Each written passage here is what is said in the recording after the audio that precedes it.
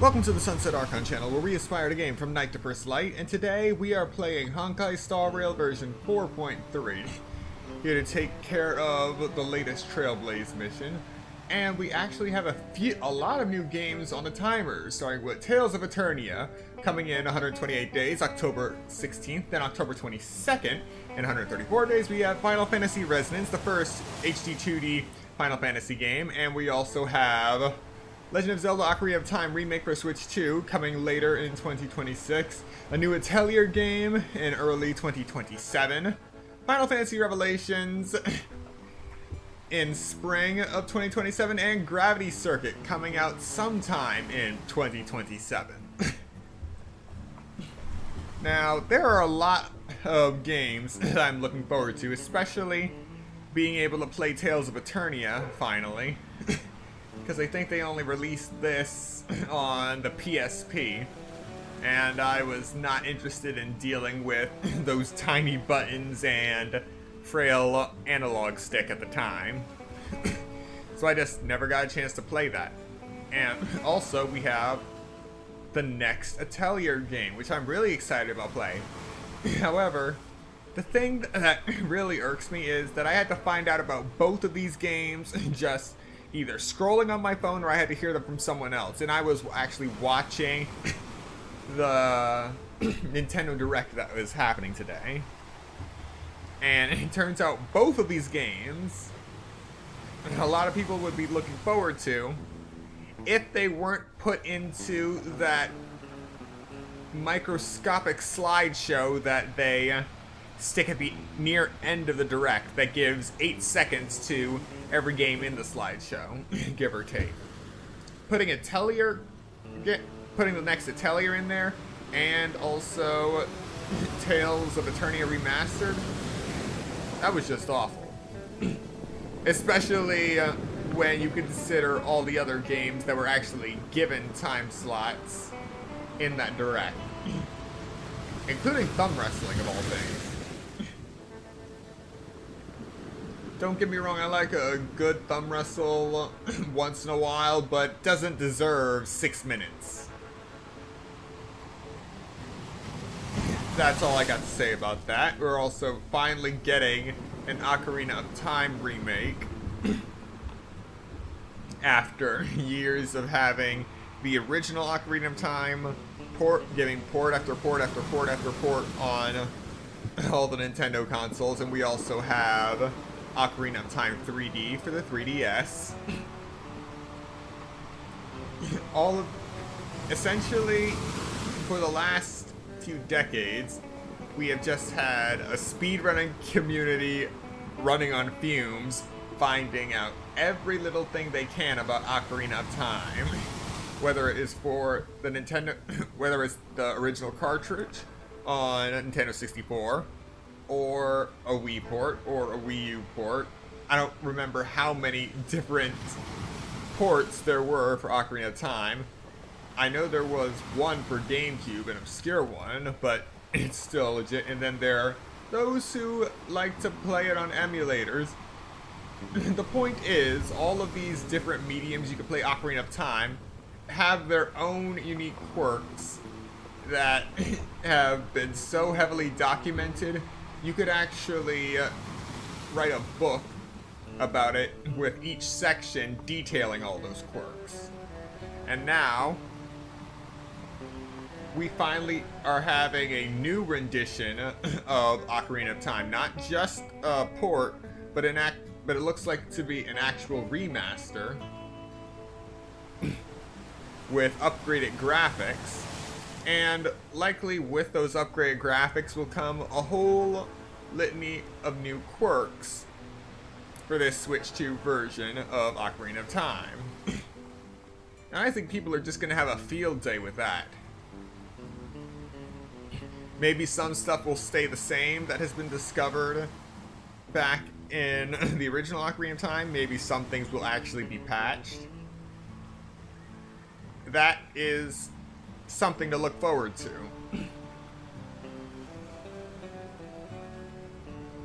So we have that, Atelier Caria, and Tales of Eternia Remastered. Those are the 3 titles that caught my attention. There is one other title, but... Oh, right, and Final Fantasy Resonance. Those are the 4 titles. Those are the 4 titles that caught my attention in this direct. That I'll actually look into. They also did a lot of announcements for Kingdom Hearts. And I have been trying to find the original Kingdom Hearts games that were on PlayStation 2. So this does catch my eye ever so slightly, especially the announcement of Kingdom Hearts 4. I may not be a hardcore Kingdom Hearts player, but I'm at least aware of the significance of Kingdom Hearts 4 after all these years. So yeah, we're finally back to a full roster in terms of countdown timers. And I only expect it to expand just a little more by the end of the year. And as we get more official release dates, these timers will continue to update. As you can see, now right now it's just arbitrary, especially for 2027. We have early 2027, spring of 2027, coming in 2027. You get the idea. Alright, so without further ado, let us jump right into Honkai Star Rail. We're going to immediately begin the latest Trailblaze mission.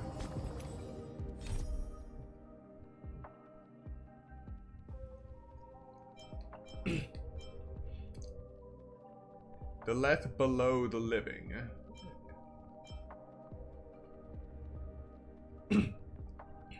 Wanderers seek their final rest. Travelers carrying warnings. People journey to the painting's edge, where the ancient river Leth flows. I'm sorry, I just don't know how to pronounce that. Watching as memories of joy and sorrow rise from its depths. The commotion stirred up by Full Wish has come to a close, but the dark clouds shrouding Phantom Moon have yet to clear. The Phantom Moon gains the world in canvas, Shuhu's flesh, a Lord Ravager.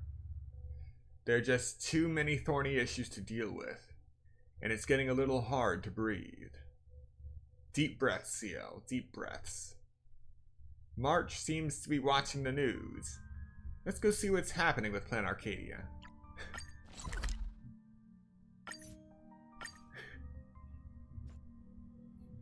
Seatbelt City has been severely affected by the incident.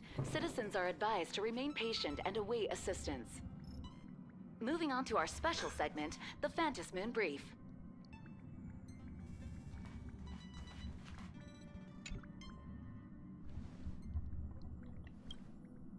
You're back! The incident that happened at Full Wish TV is causing a huge stir.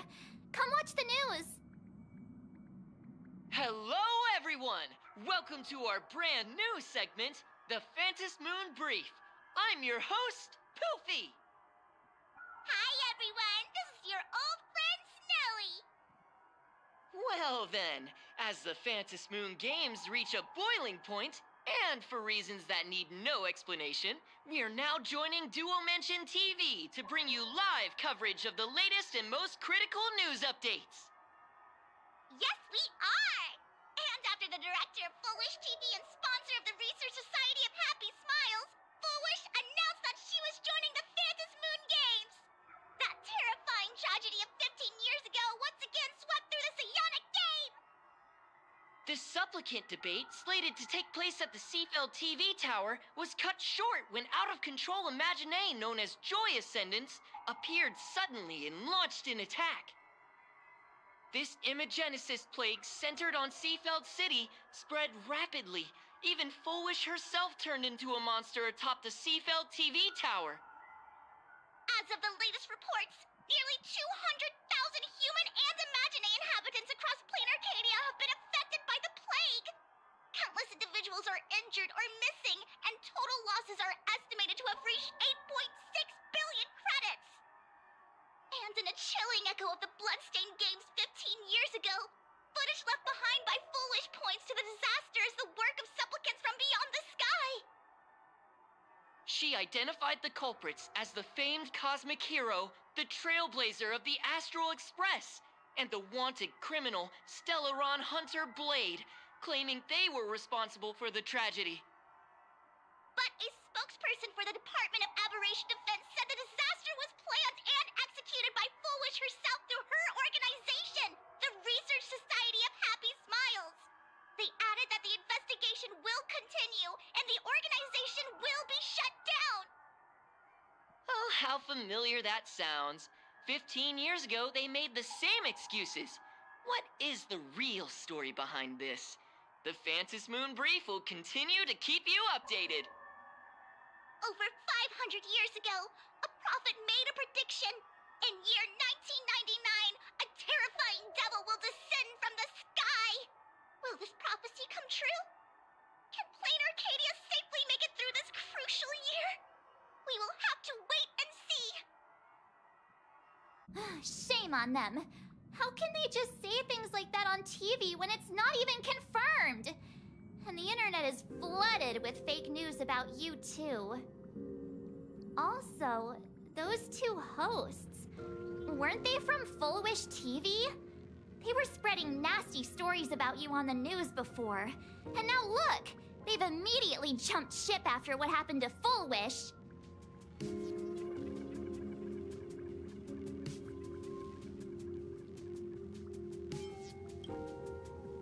Ever since coming to Plain Arcadia, nothing surprises me anymore.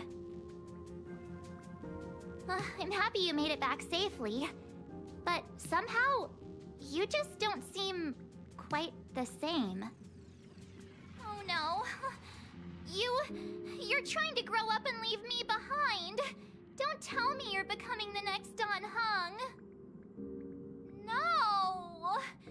Is this what it takes to become a hero?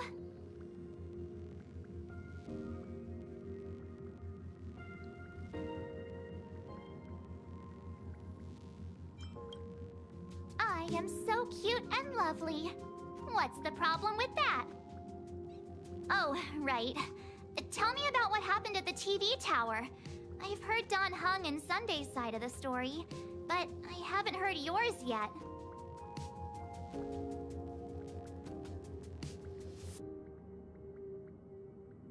So, Full Wish had people undergo the happiness surgery to implant Shuhu's flesh into their bodies, and that ended up causing this disaster? And you guys stopped the mutation from spreading, but all you managed to do was to temporarily seal Shuhu's flesh inside Blade? And then you mentioned that Nessia, the one we met at Star Rail Fest, is actually the Phantom Moon Games arbitrator? No wonder she could draw a mask for you. And she also asked you to go deep into the world in Canvas to warn, who was it again?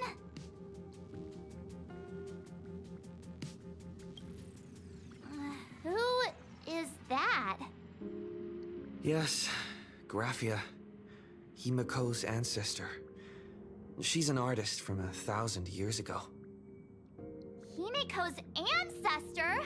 She's still alive? Wait, that's not even the most important part. Nessia asked you to warn Graphia that the Lord Ravager, Asat Pramod, is back? Why does the Express have such bad luck? By this point, whenever we go on vacation, I'm always ready to deal with random problems. But running into another Lord Ravager while on vacation? This is way over the line. Lord Ravager, at Venesia's request, Shuhu's flesh in Blade's body, and the unfinished Phantom Moon Games. Suddenly, there are so many things to deal with.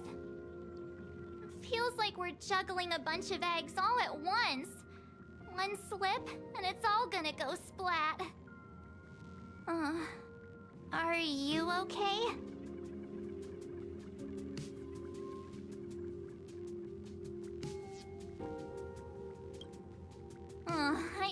wish I were as calm as you. I'm gonna go take a minute and collect myself. So many things to deal with right now. What should I do next?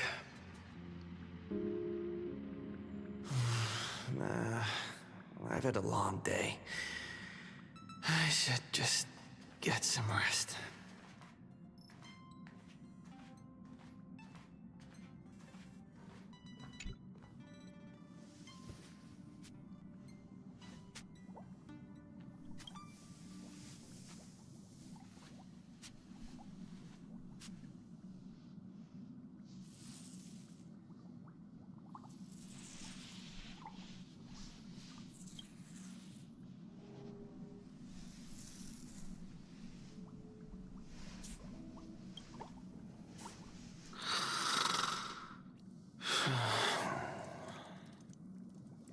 Shh, Welt. He's tired. Let him sleep.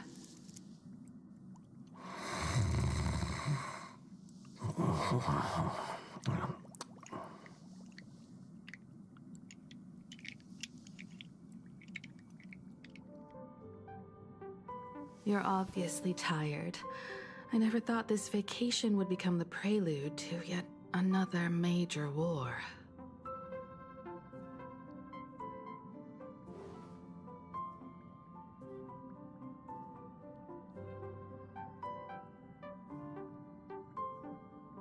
From our very first steps, trouble has always followed the Nameless. But this is way too much. Look at you now. It takes me back to when I first got the Express running again. Aside from Pom Pom, I was the only crew member on board, constantly stretched thin and feeling out of my depth. All I could do was note every problem in the navigation log, one by one. A world's coordinates that needed an update. A glitch in the Express's warp system.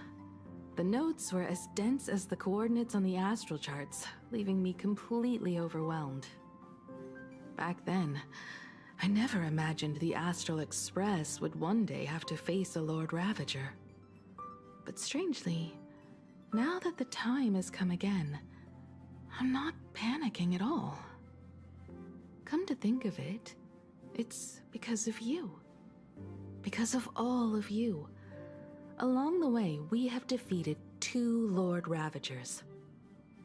The Nameless who guided me before I set out once told me, "Keep moving forward, and the obstacles that once felt impossible to conquer will soon be behind you. And along the way, you'll find companions who are just like you." I've seen you grow through the Vantis Moon games, becoming someone others can trust and lean on. And I heard the declaration you made atop the tower. I'm truly proud of you. That's why I want to share a story from the past with you. A promise from 15 years ago.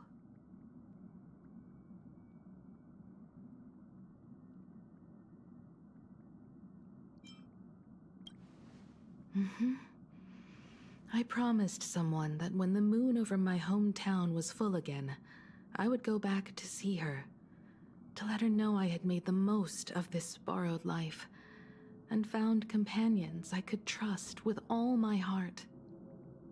I want to share this story with you all. The story of how my journey began.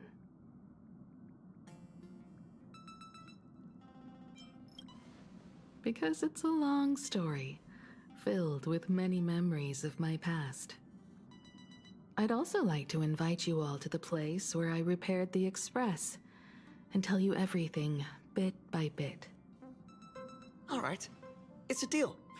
When I return from the world in canvas, you can make us... let Shush make us some coffee, huh? Then we'll settle in and listen to your story. Speaking of the world in canvas, March told me about what Evanesia said to you. Evanesia's request was not made lightly, and she was worried for a reason. Silverwolf saw that Lord Ravager in action too. According to the records from the databank and the IPC's investigation, Asat Pramod's campaigns often span centuries, and the planets he targets all end up destroyed in freak accidents, leaving their surfaces covered in only smiling faces. 1,000 years ago, my ancestor Graphia created the world in canvas. If that was to resist Asat Pramod's invasion of Ahatopia, then could this disaster unleashed through the Phantasmoon games be the prelude to his next invasion?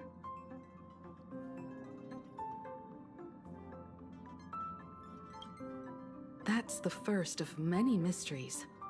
Based on our family history, we are clearly not descendants of any long-lived species. Quite the opposite. The weathering curse has shortened my family's lifespan for generations.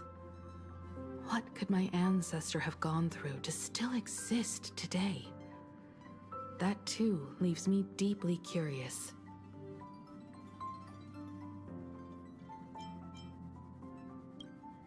There are far too many legends about her. It's hard to tell what's true and what's not. Only two things are beyond doubt.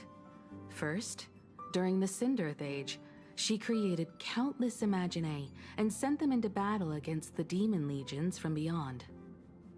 Second, near the end of one of the Phantasmoon games, she created the world in canvas to shelter inside it what was left of civilization and life.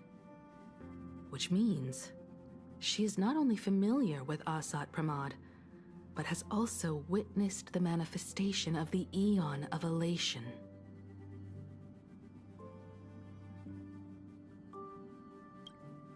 Nobody knows just how big the plane Graphia created actually is. Over 140 years ago, the IPC tried to salvage the world in canvas, but they were only able to reconstruct part of it in the real world. That portion became what we know as Plain Arcadia. Legend has it that Graphia used a vast ocean as her canvas and channeled the power of elation to step into the painting, which means she has not only seen Asat Pramod, but has also seen the Aeon of Elation descend in all their glory.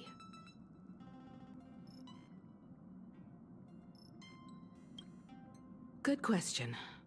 As for who in Plain Arcadia knows Graphia and the world in canvas best, it's probably Pearl. She was sent here by the IPC. She should have some clues to guide us in the right direction. By the way, General Yao Guang is here. She says she wants to talk to you in private.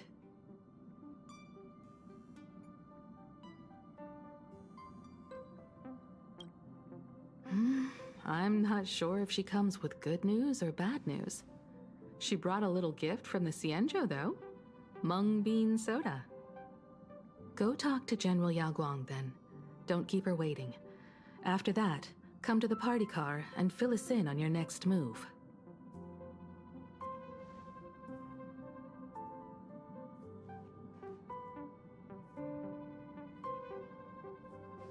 Nice to meet you, Ishvara. I always thought that the arbitrator, Evanesia, would step in and punish Fullwish for the disaster she caused. But, to my surprise, it was you who defeated Fullwish. In my capacity as an Arbiter General, I extend my deepest gratitude to you for halting the plague and sparing countless lives from suffering.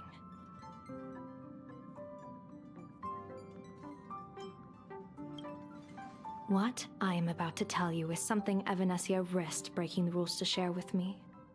Please keep it a secret. Not a word of this leaves the Express. Sealed within Ahatopia's core is Ouroboros, the Veracity.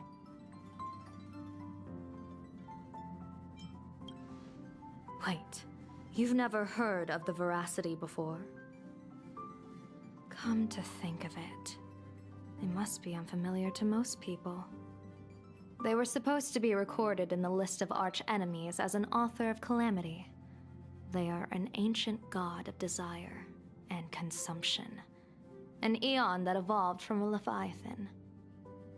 But they disappeared so long ago that the Xianzhou Alliance never witnessed any of their deeds, and they were never recognized as an author of calamity. Well, they need no such title anyway. Beast of Calamity, Star Devourer, Void Maw. Just hearing these names, one can imagine what kind of monstrosity they were. A vast, writhing form whose slightest movement could crush entire planets, before swallowing what remained into an insatiable abyss. Rumor has it, they were last seen during the era of the Swarm disaster. They were hardly there to aid the Swarm, but rather to attend a cosmic-level feast, in which the Swarm served merely as appetizers, and the planets they passed were devoured as the main course. No one expected them to be here of all places, sealed away on this very planet, after vanishing for years.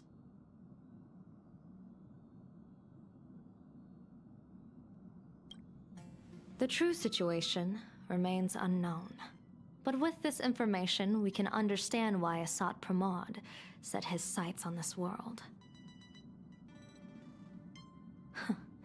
Aren't you a little afraid, facing a huge disaster like this? That's impressive, Ishvara. No wonder you survived the calamity of Iron Tomb. Fortune follows when fate hits its lowest ebb. Every crisis comes with an opportunity. Now that we know a force capable of devouring stars is deep in slumber at this planet's core, perhaps we could make it devour the problem inside Blade's body. It might just be a risky path worth taking. Blade has agreed to my proposal and will venture into the world in canvas to seek out the veracity. From what I've heard, you are going there as well. I cast a divination, and the hexagram shifted between the marsh and fire trigrams, yielding the judgment. Heaven and earth are separate and apart, but the work which they do is the same. In other words, though your paths may differ, they are destined to intersect.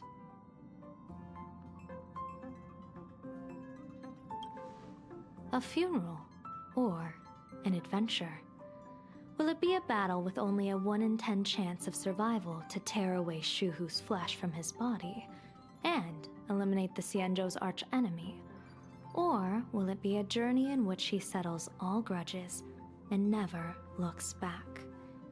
It all depends on how he perceives it. Blade agreed to my proposal, even though that little Stellaron hunter girl wouldn't stop objecting.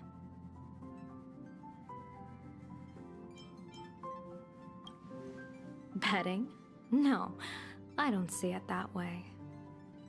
We are not chips laid on a gaming table, nor dice tossed at someone's whim. We trust in people, in ourselves, and in those beside us, knowing they can change the course of even the most desperate battle. That belief is what gave you the strength to overcome Foolish. It is also the only reason I stay for this world. My purpose has never changed. I am going to draw the elation into my divination, and overturn a fate marked for great woe. I have a plan for how to handle Asat Pramod if he strikes unexpectedly, but I still need more hands to make it work. What miracle could cap off these games better than a finale that humbles a Lord Ravager? It will be a tribute to the elation. The shadow of the Lord Ravager looms, and from here on, everyone must carry their part of the burden. I will take my leave first. Before I set out, I still want to say a few words to everyone.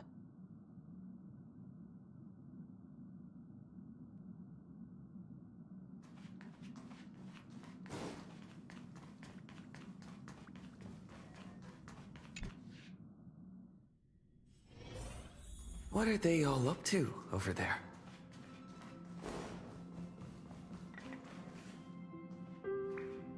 Oh, there you are. We were waiting for you.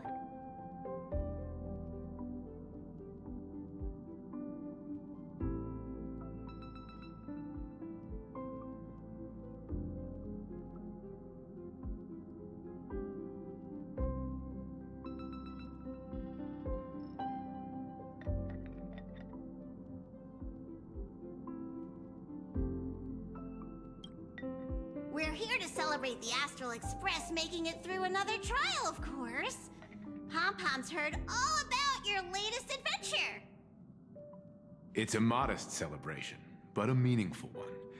You stopped Full Wish's scheme, and that is no small achievement. Regardless of what the people of Plain Arcadia or the media may say, we raise a glass to you. Exactly. You knocked out the mastermind behind all those creepy whatever their name is. I didn't get to see it myself, but Don Hung described it for me. You killed it! Your victory gave Blade a chance to free himself from Shuhu's flesh. Thank you. With a Lord Ravager looming on the horizon, everyone will soon be heading off on their own missions. Before that, it felt right to have a small gathering like this. Now, let's make a toast. Here's to everyone who fights to protect this Arcadia. And here's to all of us. The Lord Ravager can throw whatever he wants at us, but I know the Astral Express will keep streaking across the stars.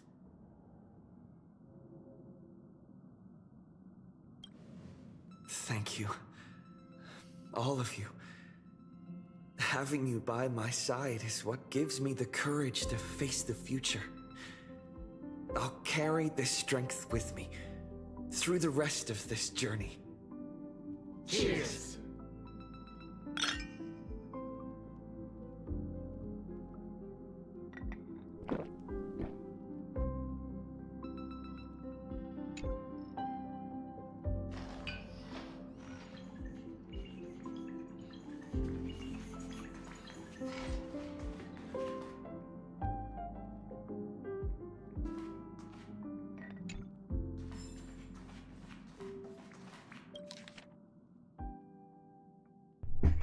Oh, right, we actually get to hold on to the nameless Aha's debt statement.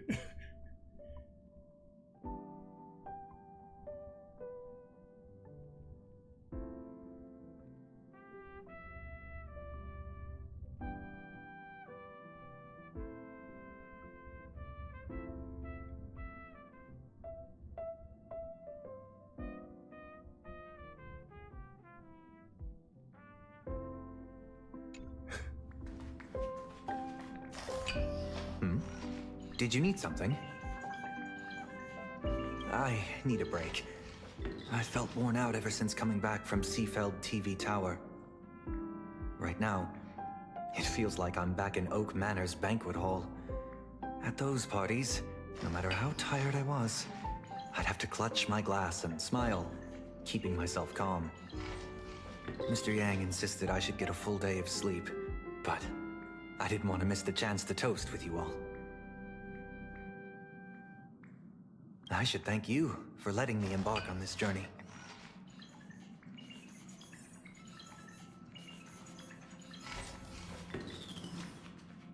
I heard from Sunday about how the televised debate went.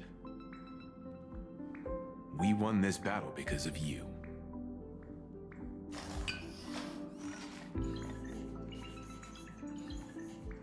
When the televised debate began, a crowd outside the station gathered to protest the Astral Express and nearly broke through the barricades. But the moment the Joy Ascendants appeared, they scattered without a second thought. I guess people know deep down which is more dangerous, a made-up villain or an actual threat. But I am more concerned about you.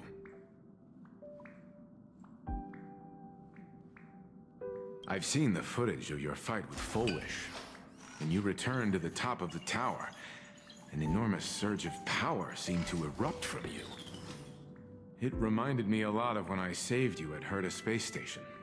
Did you tap into the power of the Stellaron? The Stellaron can be awakened by a wish, but its immense power always has a way of warping reality. As the wave of wish power surged toward you, it brought hope and blessings, but also dark intentions and malice. What might it do to the Stellaron? We have no idea. Be careful with this power you have, no matter how tempting it may seem.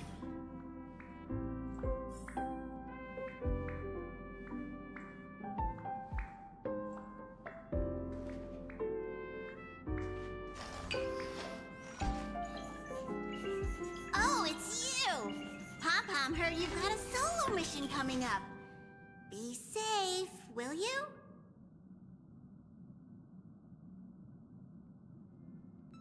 Sadly, Pom-Pom can't remember most of what happened right after the Express crashed onto this world. Pom-Pom's memory of those years is like a fogged-up Express window. No matter how hard Pom-Pom tries, Pom-Pom just can't wipe it clean. But it's okay. After passenger Himiko repaired the Express, Pom-Pom got to share a one-of-a-kind journey with all of you.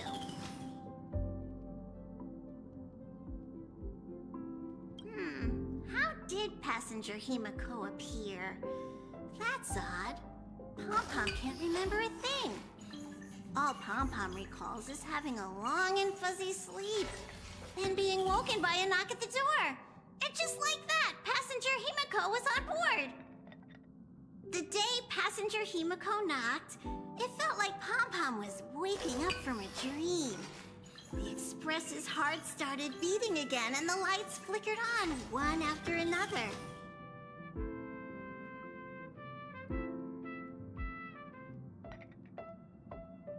Graphia? Pom-Pom hasn't. But Pom-Pom always dreams of strangers when Pom-Pom's asleep. They seem to be bustling around the Express, and there are soft clinking and clanking sounds, just like the sound of stars twinkling. But every time Pom-Pom wakes up, their faces slip away. Pom-Pom is only left with a warm and comforting feeling, knowing someone had taken good care of Pom-Pom.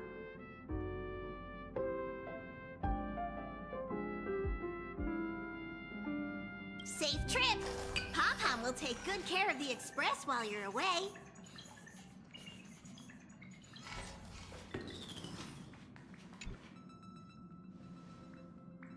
There you are. March and I were talking about you. Yeah, of course. When did Don Hung start expressing his feelings like this? I guess pigs really do fly. This trip to Plain Arcadia is the first time we weren't necessarily working together toward a common goal. You dove into the Phantom Moon games. I crossed paths with that relentless old friend and foe again. As for March, well, she spent her time wandering and eating. Her perfect little vacation. Wait, hold up. How come all I get is wandering and eating? I grab plenty of comics as well. I call it cultural exploration. With a little extra time for me to recharge, of course. Right? Now that we're having this little break, it hit me that I might have neglected you and March.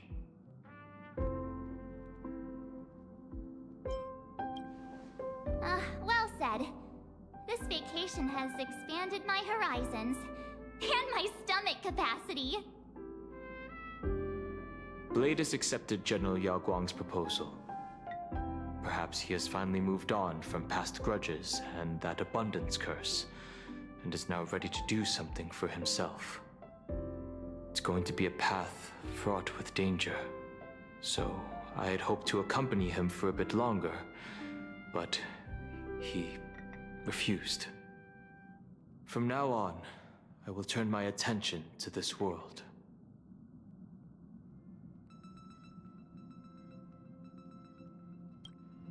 Mr. Yang and I have been asked by General Yao Guang to help with setting up some defensive formations. I've got work to do too. Mr. Ashvale wanted someone to accompany him to the tavern to investigate clues about Asat Pramod. Yours truly figured she'd been resting long enough, and it was time to stretch her legs. So I volunteered.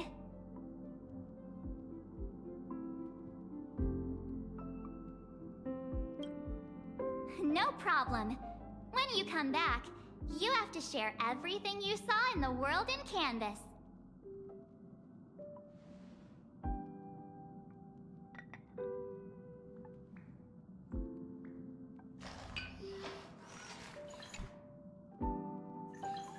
Just in time. I've talked to Madame Pearl. She will handle all the arrangements for your passage, so you can enter the world in Canvas to find my ancestor Graphia.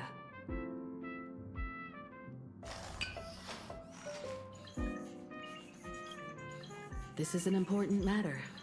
Furthermore, your journey gives her the chance to uncover something she's been yearning to understand for years. The secret to Graphia's art of imagenesis.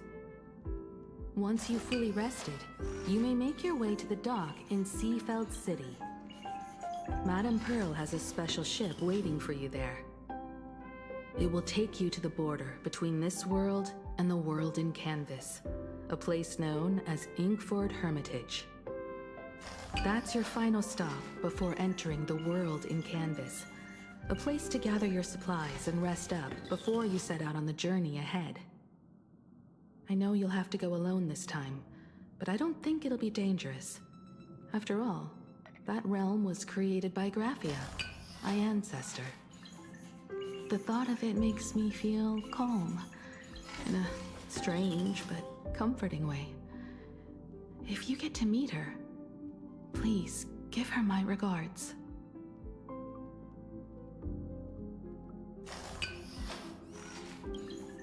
I am indeed quite curious. I'd love to see this ancestor of mine for myself, and hear her story in her own words. But someone must stay here and keep watch. Madame Pearl wishes to confer with me and General Yao Guang about our next steps in dealing with Asat Pramod. So I'll be entrusting this mission into the world in Canvas to you. Go ahead. Set out once you've rested up. I'll be here with Welt and the others, awaiting good news from you.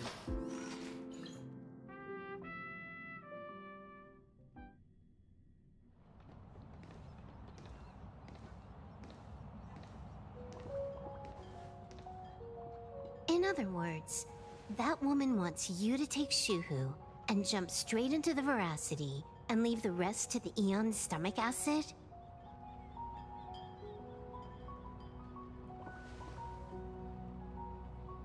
And this is between me and him, right? Why are you tagging along? Relax. I'll say my goodbyes and be gone. A dignified funeral, If you ask me, this ending is indeed grand enough. I don't care about any of that. There's only one thing I care about. Does he have to die? Here's a piece of advice, little cub. Whether he lives or dies is his choice. That's the one thing you don't get to decide for him.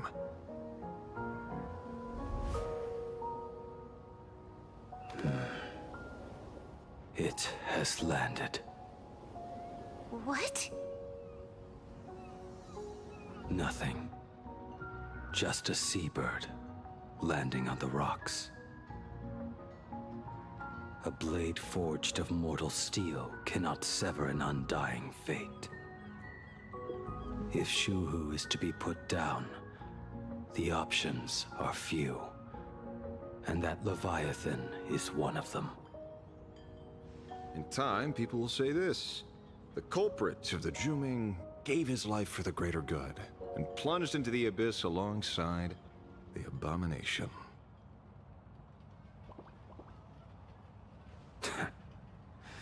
I'm not as noble as you make it sound. Many years ago, you invited me to join the Galaxy Rangers. I refused for one reason.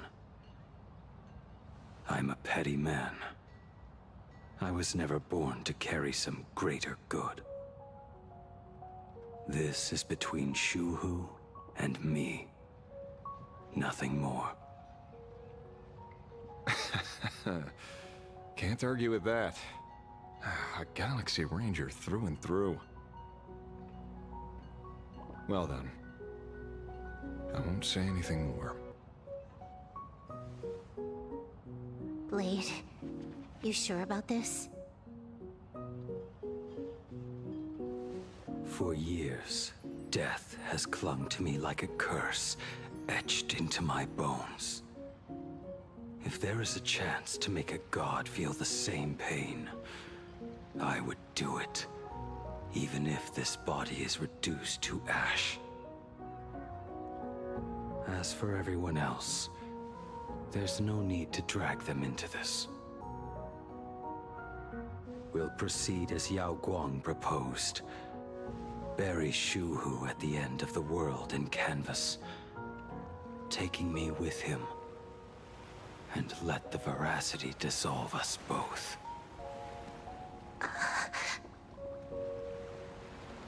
Take care.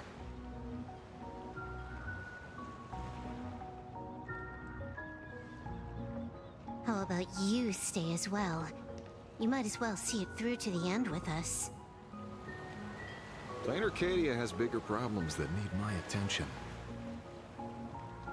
Your instincts were right.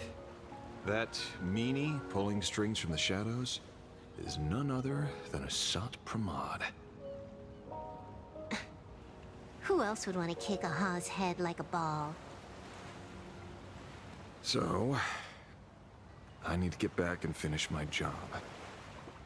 Investigating a Lord Ravager sounds like a job you don't come back from. Therefore, it also pays very well. Then here's hoping you live long enough to collect your payment.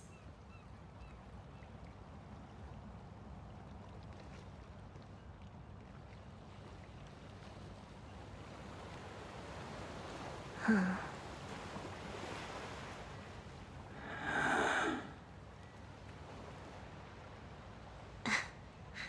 Every time, when it's just the two of us, you go quiet. You know what I'm going to say. The seabird's flown off. It's time for us to go too.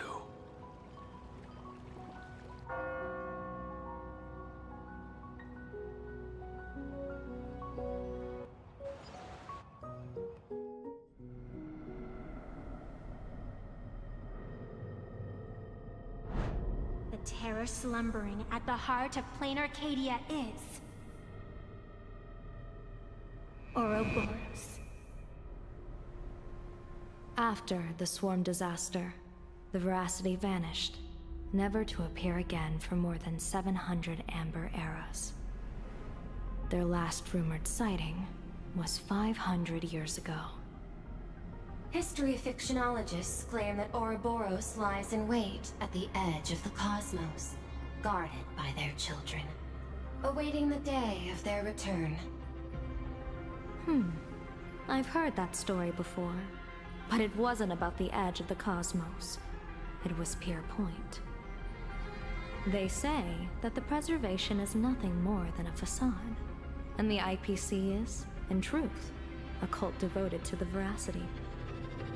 Organic life has quite the imagination.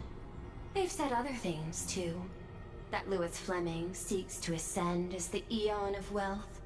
That the Council of Mundanites are mere hounds of Dr. Primitive. That the Marketing Development Department colludes with the destruction, turning a blind eye to the spread of Stellarons. Such rumors are endless.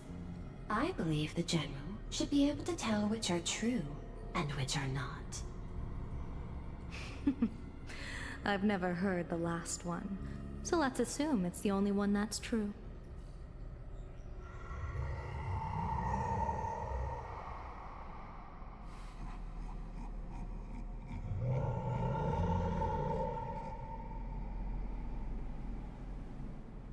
Such terrible breath.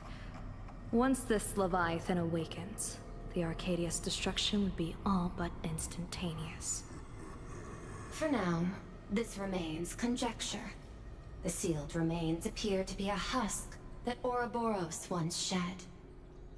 Why it's here, and how it's connected to the Elation, remain unknown.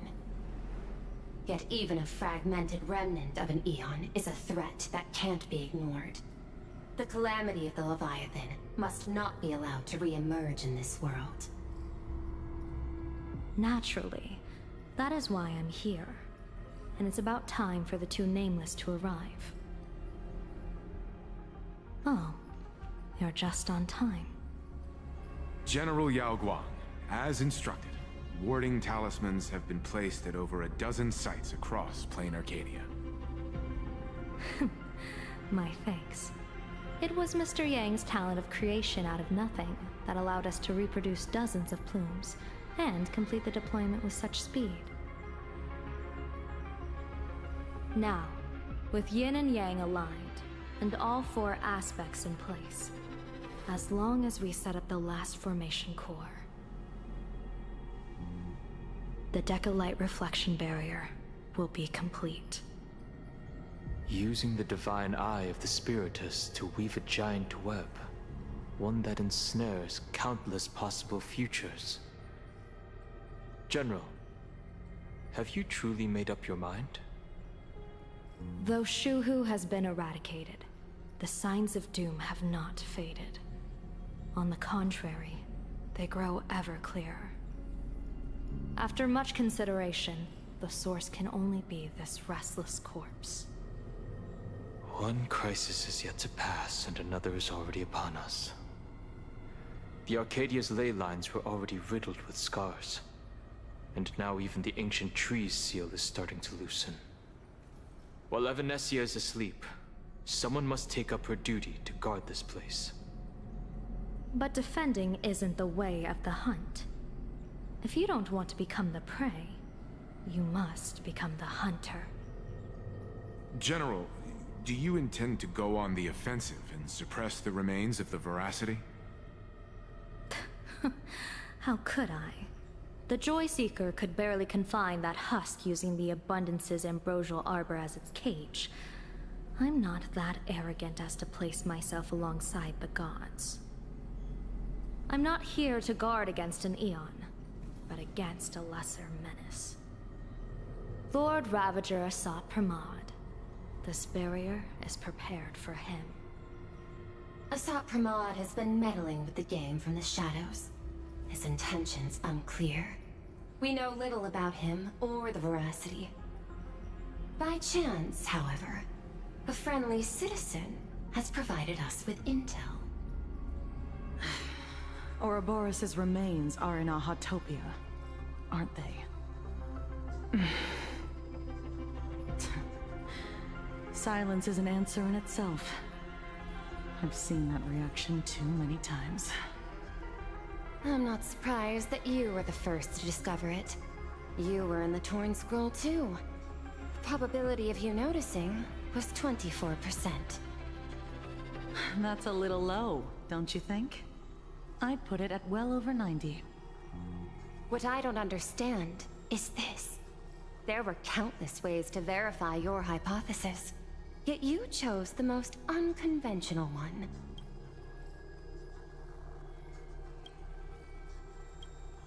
You bypassed security and broke into the building to confront me in person. What is your objective? This is no confrontation. It's a warning, Madam Pearl. I'm a security officer, and there is only one reason I'm here.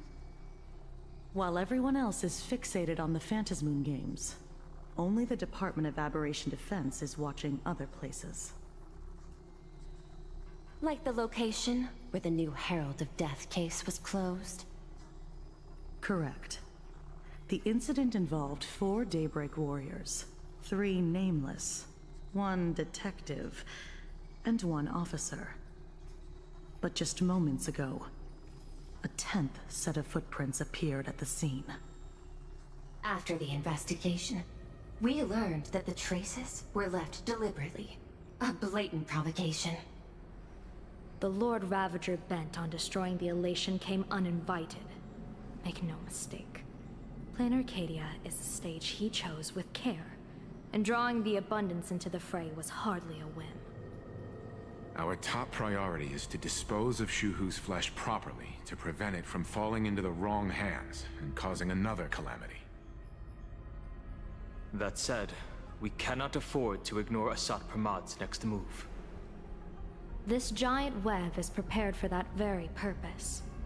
Once the entire planet is folded into the divination's trajectory, under the gaze of the Omnitia, all possibilities will be laid bare.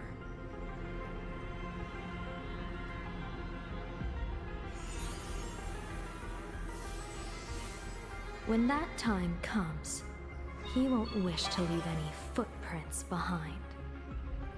One final question. Why did the Lord Ravager choose to visit this place? Does he have an ulterior motive? Or is this merely some twisted joke? That question should be left to the professionals. Don't forget, we have a detective who can't seem to rest. Let's hope the accumulation of variables can tip the scales in our favor.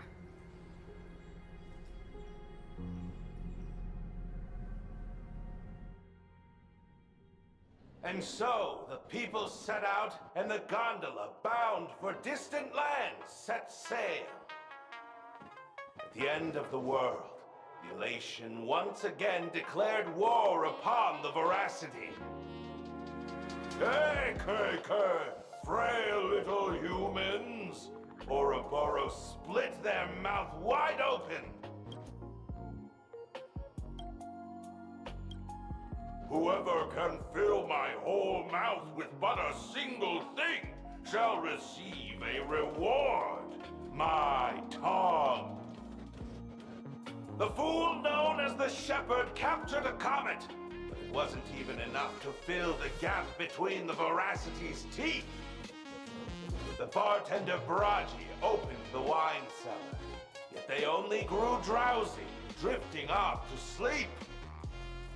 And en route, he crept up to the Veracity's ear and told them a corny joke.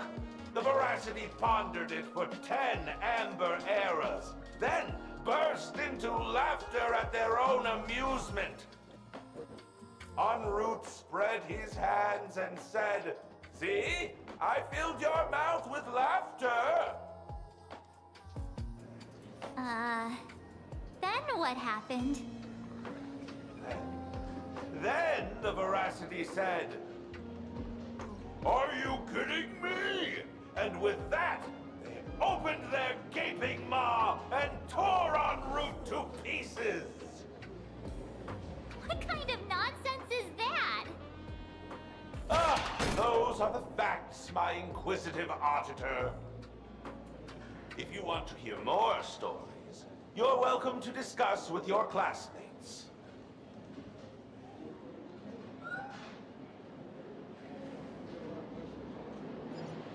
We came here to investigate the Veracity and Asat Pramod, but all we got were stories that only a 3-year-old would believe. Rumors don't just appear out of thin air. It's just a matter of how much truth you think they hold. At least 90% of that was made up. Sometimes that last 10% is all you need.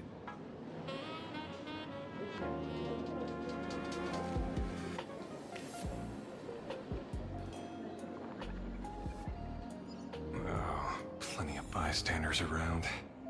Let's hear what they have to say. So we got detective notes now. Let's see what we got. The case of the missing Veracity. The assistant meticulously compiled the case details for the detective in neat handwriting. A trail of unknown footprints appears at the abandoned station, a weird emoji running amok in the tavern. All clues point to the Lord Ravager Asat Pramad. The detective is back on the case. Will he be able to track down the Leviathan's footprints in the tavern? P.S. The refrigerator's cooling system is down. Remember to repair it. So what you're saying is the refrigerator isn't running. A note scribbled, handwriting jotted down by the detective at the scene. Shepard. This guy summoned comets to feed the veracity. Sounds like a fairy tale. Bragi. There are plenty of bartenders in the Laughter's Tavern, but he's the most famous one. Rumor has it he still hasn't paid off the tab from that time he cracked open the wine cellar. En route. Feeding a Leviathan corny jokes. Crazy idea. I doubt his wordplay will be enough for the veracity to feast on. I wouldn't be too sure about that. Seems possible given if it's the right corny joke.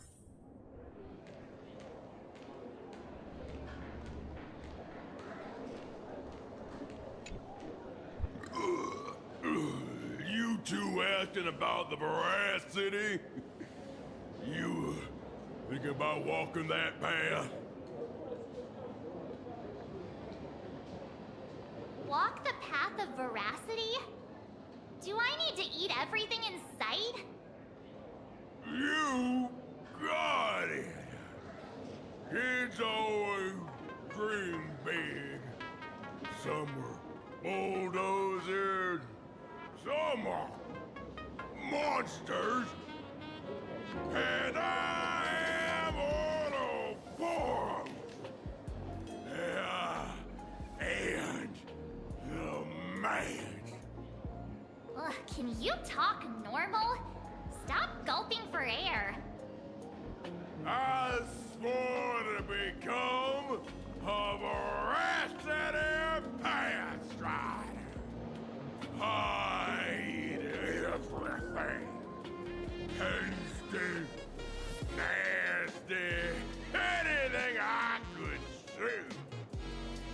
Finally, I'll pinch my nose and swallow loose mouth, and they looked at me. Ouroboros? Nah. Ah. Very regrettable.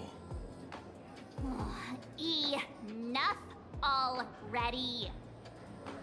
I'm telling you, it was all bluffing. The fools didn't lose.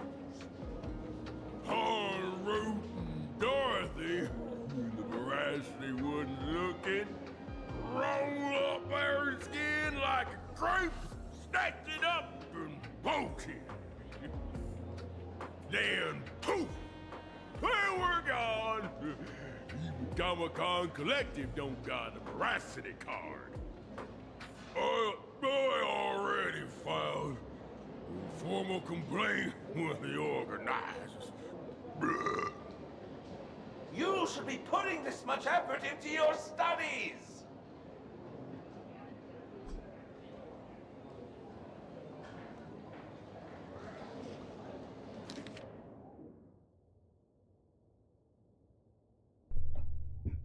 In another version of the story, En route didn't tell a lame joke. He and Dorothy made off with the Eon's shed skin. Dorothy. I haven't seen that name in ages. She has ties to En route too? They say a dull pen beats a sharp memory. My memory's dull, and my pen's not much better. Then you must have a lot of stationery? A kindred spirit. Miss, it seems you're one of us as well. I've met far too many fools who can't even read. Oddly enough, those of us who truly love learning are the rare ones. Interested in studying the knowledge of the laughter? I have a reference book here. You can have it.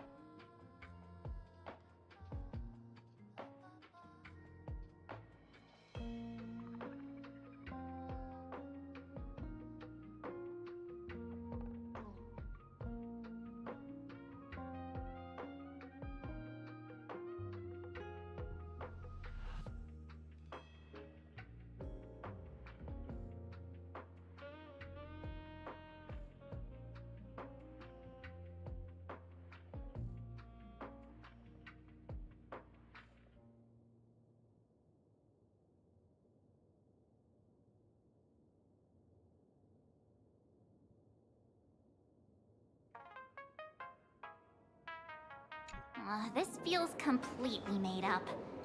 But, thanks anyway. Oh, please. Thank the seniors.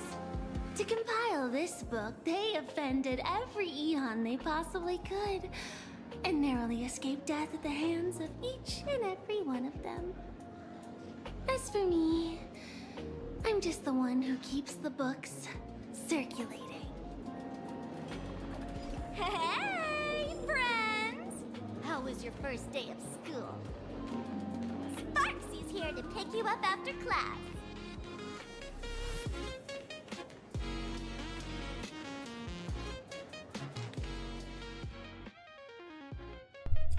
The fool who met en route met inside the belly of the Veracity. Pretty much similar to an extra dragged into make up the numbers in the soap operas Mr. N loves watching. So yeah.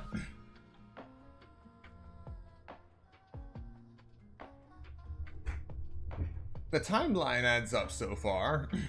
Though insane as it sounds, en route ended up in the Veracity's belly because he told a corny joke and tried to pass that off as filling up the Veracity's maw. And he meets someone within the Veracity's belly, assumed to be Dorothy, and they somehow make it out and steal the Eon's shed skin.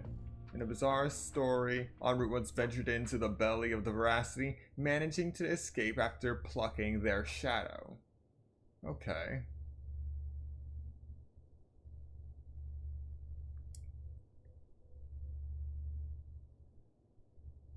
So we just don't have the information of how Dorothy ended up there. Where were you just now? You opened the door for us and just disappeared. Don't tell me you're up to something again. Still doubting me? You're breaking Sparkskull's heart here. That whole foolish thing. I took on every emoji in the tavern by myself, fought them all the way to the end of the world, and even wore my mask down to nothing! But honestly, this place runs on rumors. Aha is being chased by the Veracity. Aha chases the Veracity. We won't get anywhere following stories like this. Let's go through what we know so far.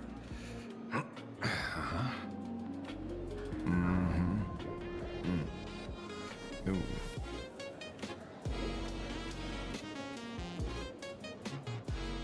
Yeah, it's a complete mess.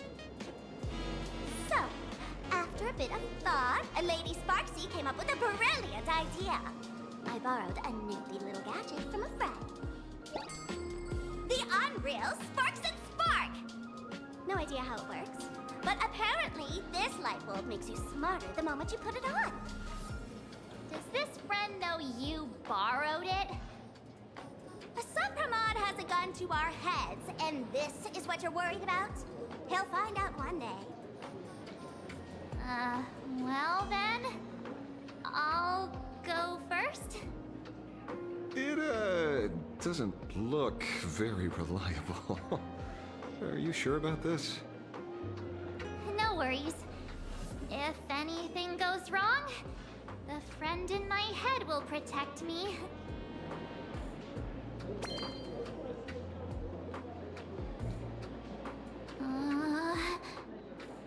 Doesn't seem to have any effect. The friend in your head will protect No, you. it's working perfectly. I get it now. All of it. No need to dance around. Our enemy is a Lord Ravager. There's only one question we need answered. How does Asat Pramod plan to destroy Elation? Correction. The effect is very obvious. Judging by Nanook's habit of picking Lord Ravagers, I wouldn't be surprised if Asat Pramod was once a masked fool, and therefore knows Aha's weakness. The Arcadia is like a microcosm of eons and paths. People indulge themselves in fabricated happiness, unable to pull themselves away from it. Many have expressed their concerns. This isn't elation. Aha is playing with fire. A classic social realist deduction. Old-fashioned. Ooh, but effective. We're closing in on the truth. Yes, the answer is all but revealed. You are Asat Pramod, Sparksy. Do you have evidence? Of course. The truth is so simple that everyone overlooked it. The evidence is... you are the first person I met when I got off the express. If I am Asat Pramod, would you and Grey Hair have been able to walk out of the school alive?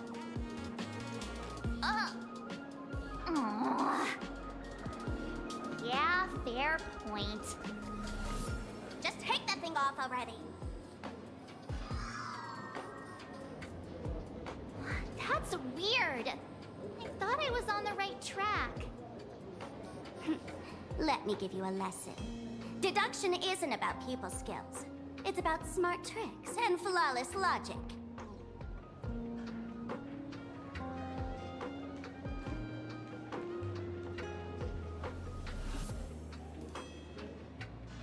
Watch and learn. Sparkle, master of the classic whodunit, has entered the chat.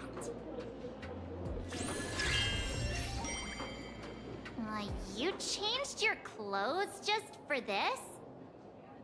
First of all, Ouroboros likes to eat. Secondly, whatever they eat disappears completely. Therefore, veracity is also a form of destruction. This is the classic mystery of one culprit, two identities. The one trying to kill Elation is... the Lord Ravager, Asat Pramod, played by the Veracity! What am I even saying? Classic whodunit. This is more like a classic Who's the Dummy. Ah, I get it now. All this thing does is make wild guesses sound reasonable. So far, that's the most accurate piece of information we've gotten. No need to be so serious, Detective. Why don't you show us what you've got? By the way, what type of detective are you? Me? I'm the tough guy type. I don't waste time on useless details. I aim straight at the heart of the problem. You're not wrong. Asat Pramod is Nanook's weapon to assassinate Aha. Whatever his plan may be, the target doesn't change. Remember, as far as humanity knows, there are only 3 ways an Eon can fall. A broader path engulfs a narrower one. Divine warfare between eons, and the third one. What was it again? Forcing an Eon to turn away from their own path. Whichever it is, None of it sounds remotely connected to plain Arcadia. So, what makes you so certain Asat Pramod is here on business, not on vacation? Because we folks just dug up one heck of a treasure from underground. And in the stories tied to them, we've unearthed more than a few names worth paying attention to.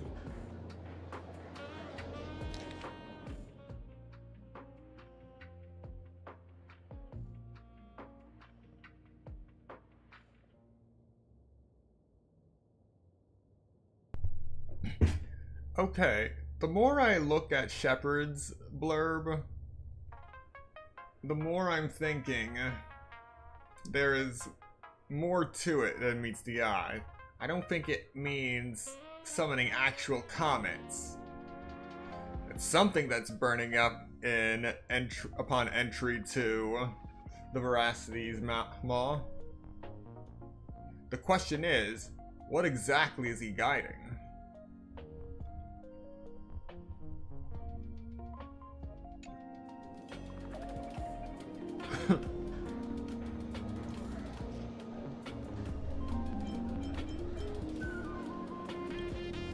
Right. He's the one I can't stop thinking about. Stories change every time, but they all circle back to the same logic. En route, defeated the Veracity by some means. You're right. Then who is this en route? Do you know him? En route. Of course she does! Everyone in the tavern knows that name. Long ago, its owner grew tired of jokes, cast aside his mask, and walked away. Some say he became a mourning actor. Others say he jumped into IX's black hole. But none of that matters. What truly matters is that you have my unreal Sparks and Spark. I knew it. Give it back, give it back! That's a big order my client wants immediately! What do you mean, give it back? It just wandered off, and I happened to find it on the way, so I brought it home. You want it? Here, take it now. Absolutely not! Wait, right now? This doesn't sound like you at all. No. If it's a no, it's a no. Guess I'll keep it. Bye-bye.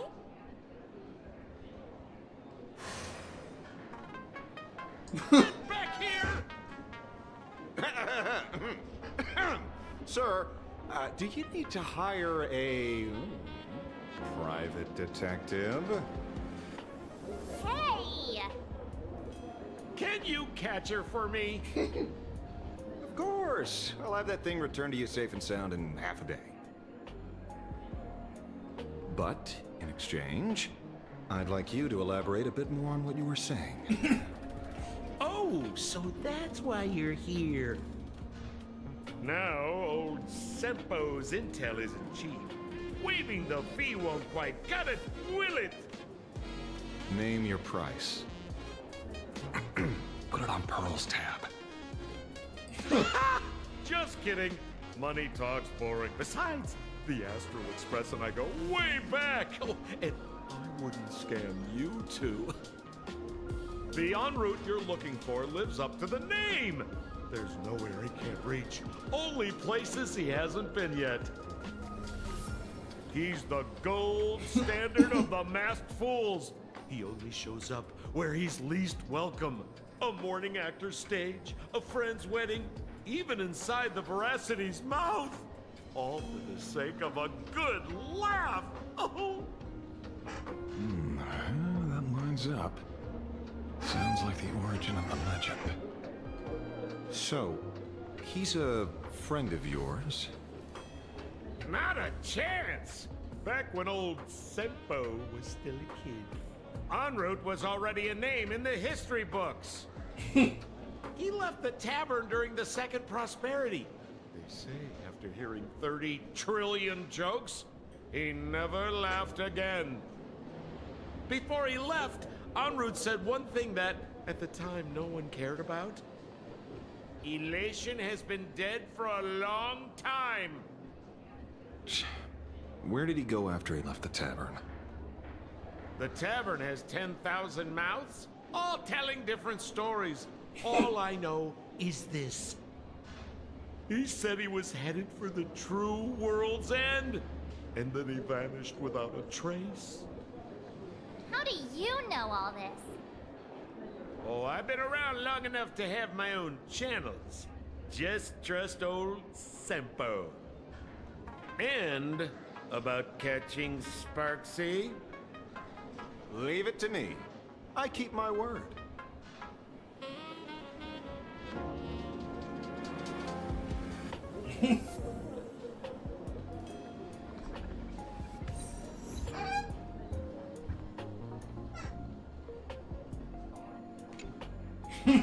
See? You only need that 10% of the story to be true. The last thing he said was really scary. So many unanswered questions about en route. He has to be tied to Assad Pramod somehow. But our leads at the tavern have run their course. Let's go pay a visit to another expert next.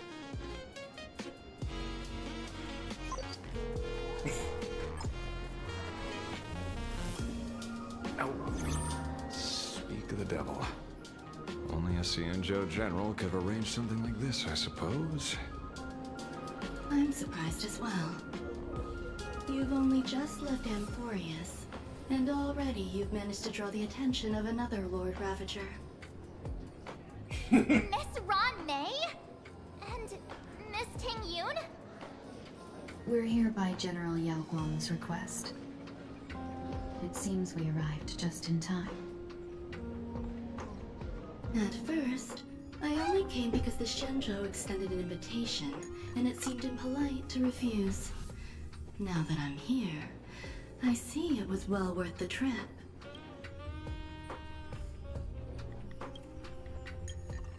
So, let me get to the point.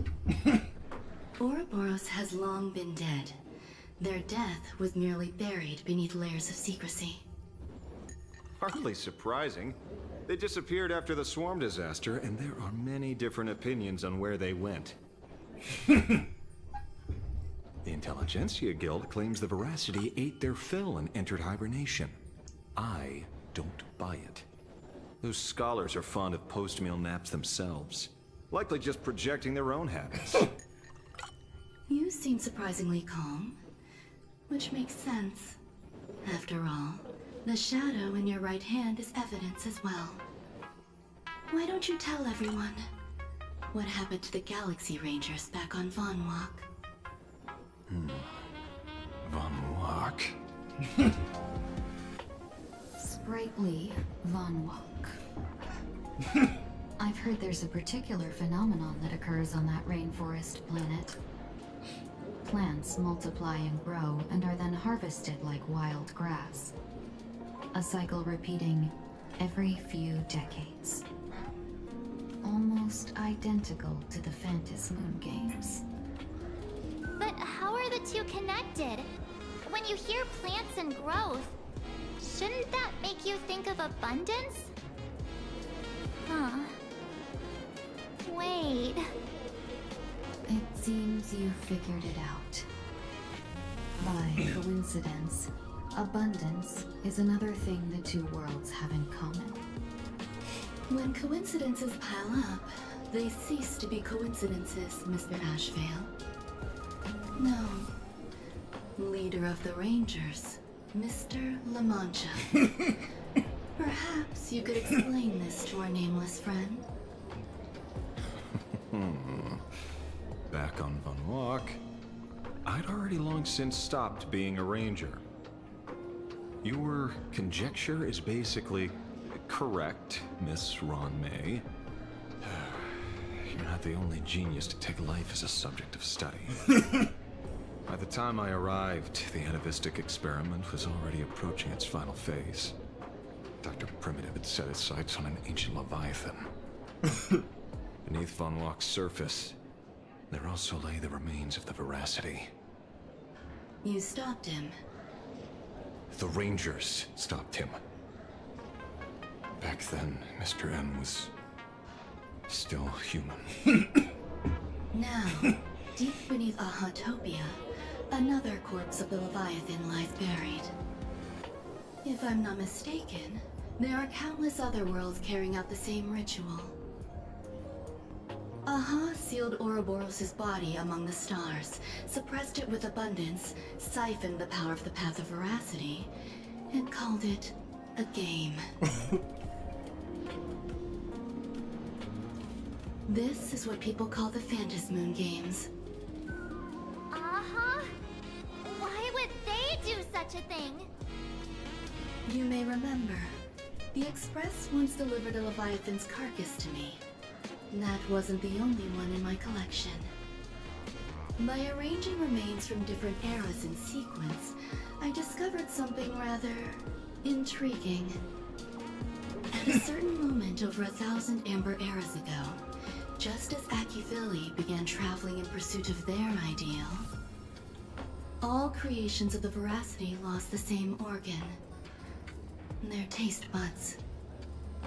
What does that imply? The purpose of consumption changed. Be they spawns, depth crawlers, or void song whales, their genetic markers encoding gustatory organs vanished entirely. Creatures walking the path of veracity became nothing more than biological black holes, consuming without discrimination. This was not natural evolution. Through the simulated universe, I identified the point of divergence in history. A concept had disappeared from the path of veracity. Consider this. What do taste buds provide? Yummy flavors? Precisely. Savoring something's aftertaste is an act of elation. So Aha stole the original Prima Mobile of the Veracity? The simulated universe proves nothing on its own, but the primal desires of life have always been entangled. Think of it as my intuition.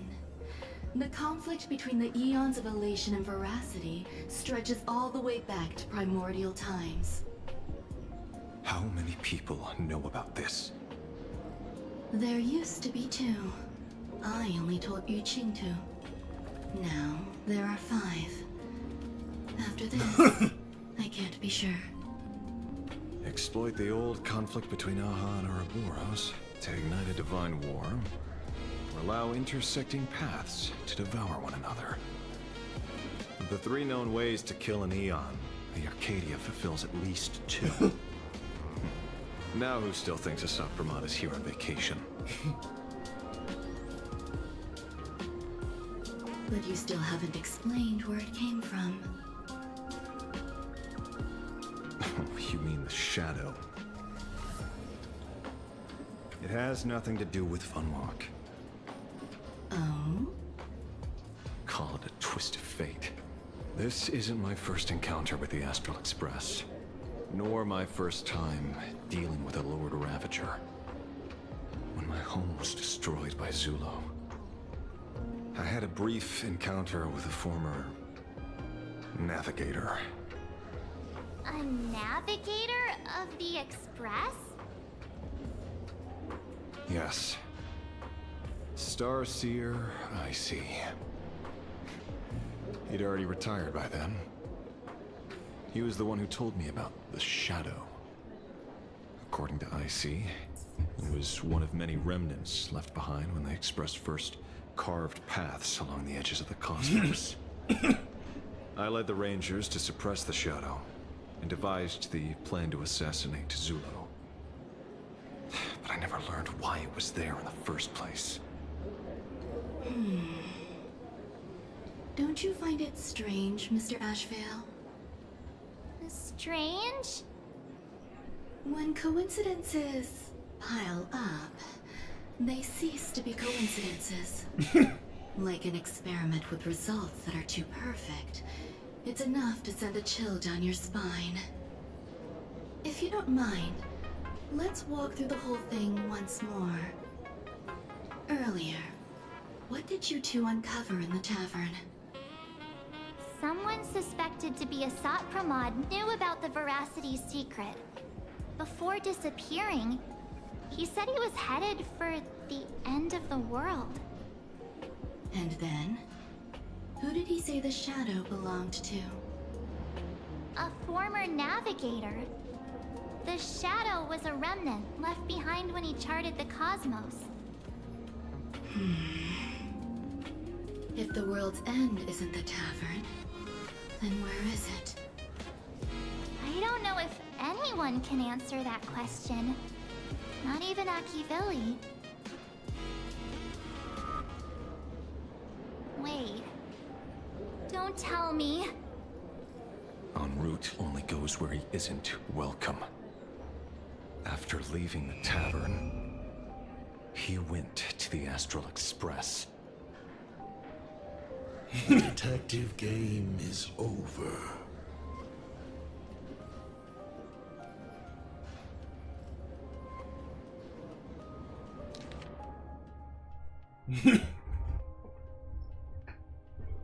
Really, you jacked up my notes? Lord Ravager Asat Pramod is back. The laughter, but he's joke. En route heading for the true world's end. Astral Express. Haven't in a long time, old friend.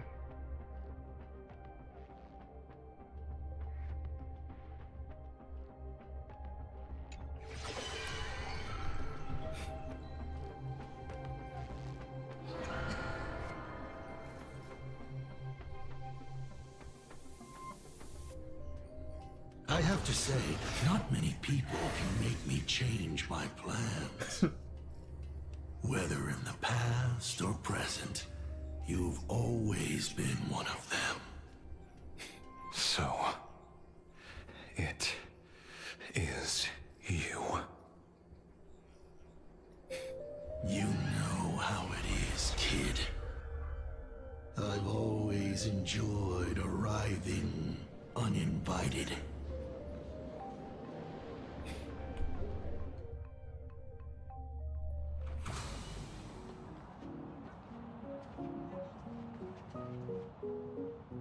Pearl said she would arrange a ferry to pick us up at the Seafeld City dock. The place we're going to holds clues about Graphia? Really? Validate your own ticket before boarding and be a model passenger. We wish you a pleasant journey.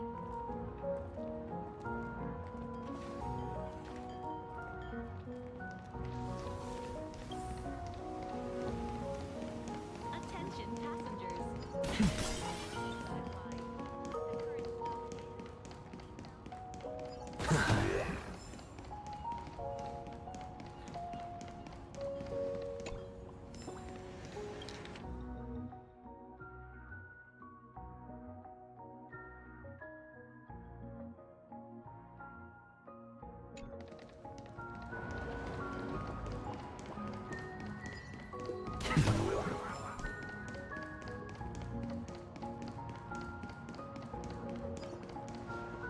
It is an honor to, well, shall I say, be of service to you again. To be honest, when Madame Pearl invited you to visit the Perlux Tower, I was supposed to be your guide. I ended up being replaced by a total fraud. My name is Feld. By order of Madame Pearl, I will be escorting you to your destination. You are too kind.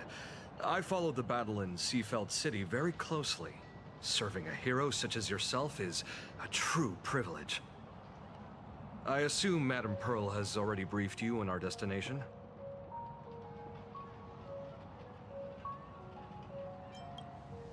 I see. It so happens that Madame Pearl is tied up with an unforeseen event, so allow me to brief you in her stead. The destination of our boat journey is a hotel known as Inkford Hermitage. It is situated at the end of a Dove Brook tributary that ultimately flows into the sea.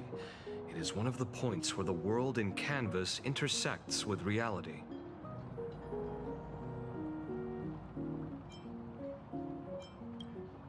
Well, Graffia's former residence was located there. Legend says the miraculous and canvassing of the mortal world happened there. Would Madame Pearl, a die-hard fan, pass up a sacred site like that?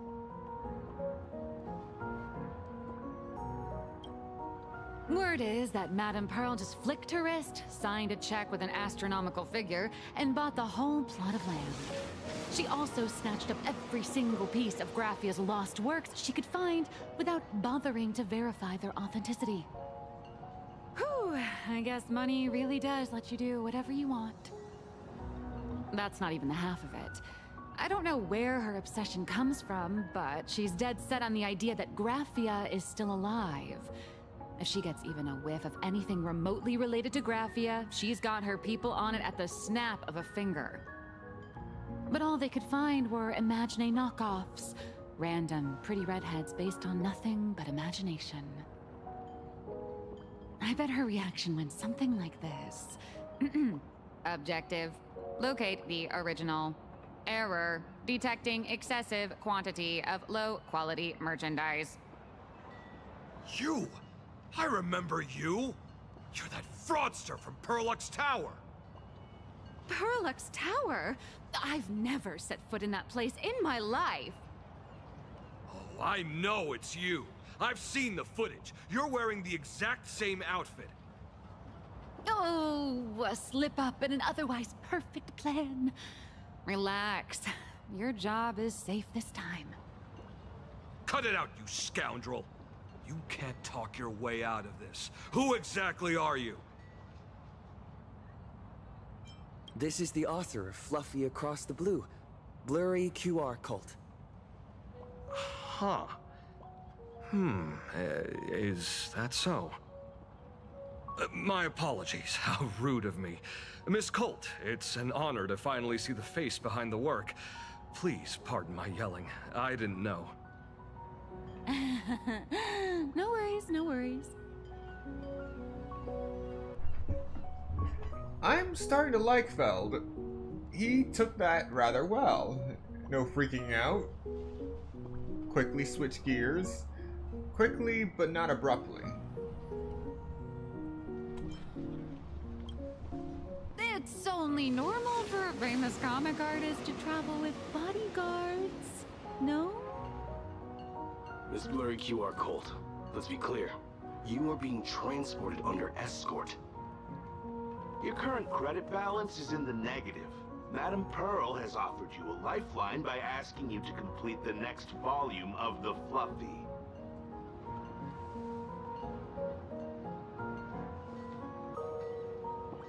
Whoa, this is not my fault. Remember Alloy King Pom Pom from Perlux Tower? I tried to put everything on Pearl's tab, but she found out and charged it back to me.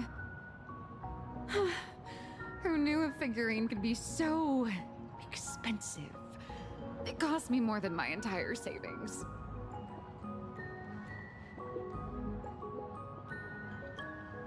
Hey, I pay for my own meals.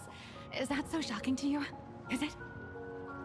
So you're escorting her to, shall we say, an intensive creative retreat? Correct. The objective is to deliver the manuscript and clear her debts. The estimated duration is 56 days. Hear that? It's not a hotel.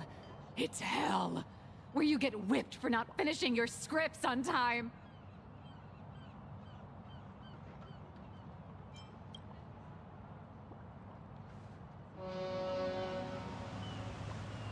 The boat has arrived. When you're ready, let's begin our journey to Inkford Hermitage. Please, mind your step as you board.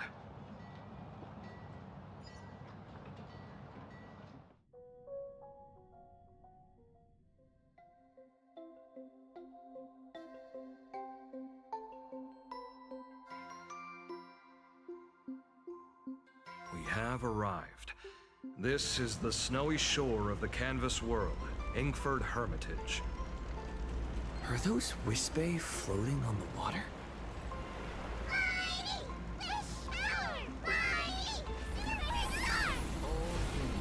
Oh dear, there are so many Wispe. They are blocking the boat's route. But no need to panic. Please follow my lead.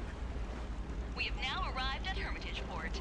Please make sure you have all of your belongings with you, and watch your step while disembarking. Thank you for traveling on this void liner.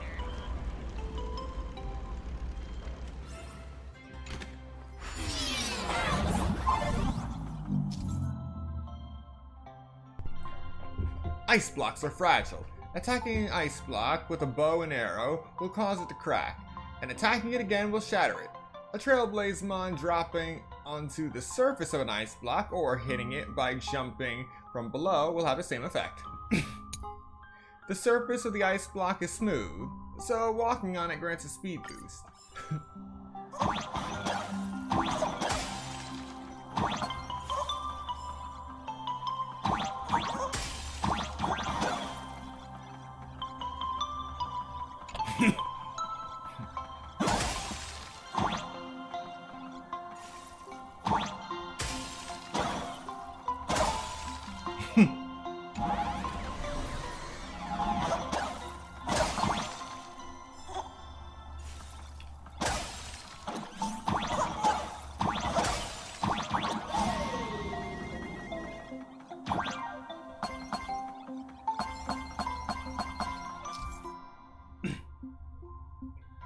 Snowflakes falling into shattered ice blocks can cause them to refreeze. Okay.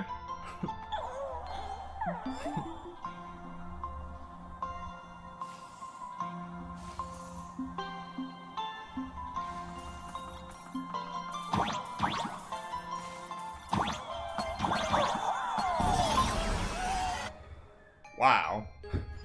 Stuck that landing. Whew, a safe docking.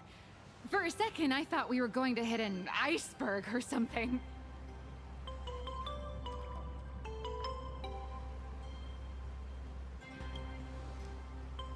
They probably sensed your wish power. You are the Phantom Moon Games superstar, no? Look, one's trying to hitch a ride on you.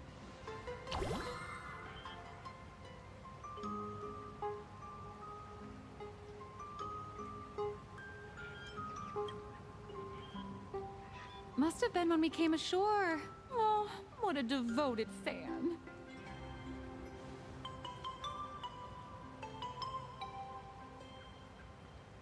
Everyone, welcome to Inkford Hermitage. I was imagining a Benzai Tengoku style manor or something. So you demolished your idol's old residence and replaced it with a luxury hotel. Of course not. Benzai Tengoku vanished more than 1,000 years ago. The original structure is long lost to time.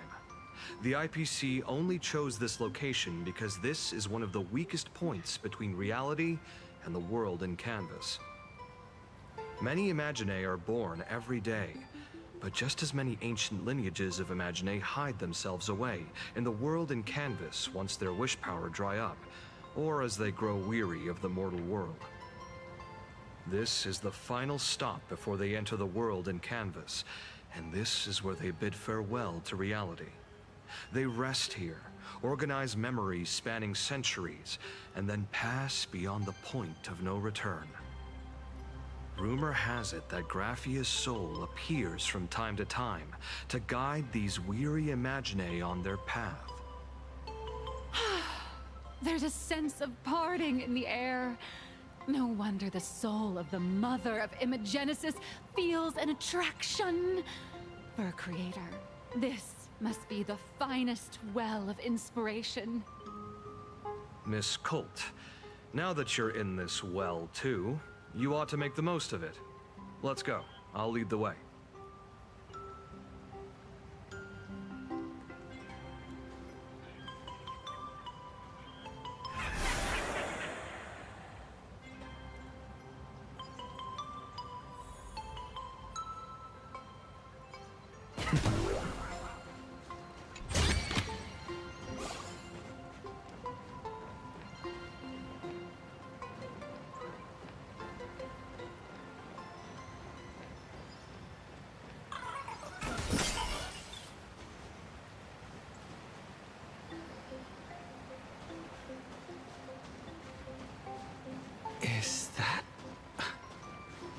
Ah, the golden tree in the distance. We call it Myriad Wish Grove. It's said that it shares the same lineage as the sacred trees on the floating island of Seafeld and the Phantom Moon courtyard. Before entering the canvas, the Imaginae go there to return their wishes, setting out unburdened.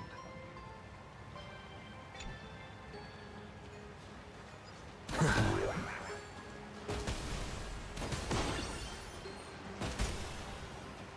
those years of effort.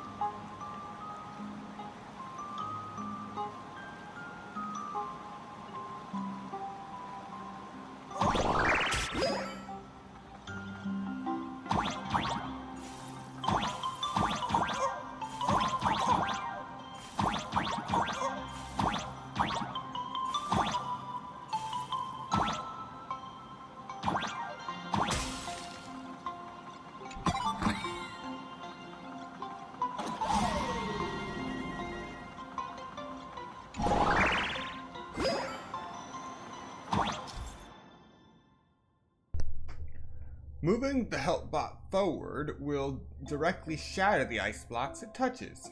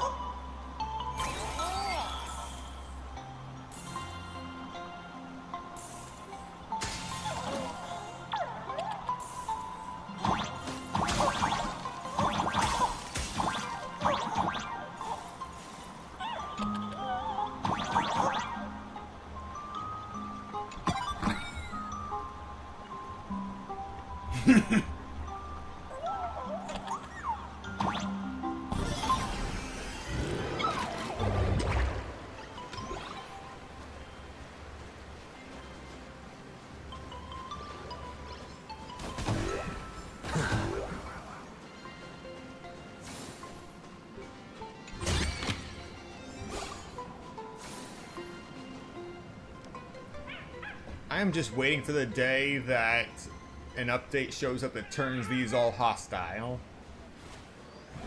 Because just walking by them like this is unsettling.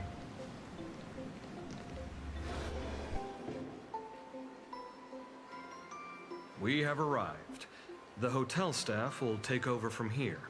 I'll take my leave.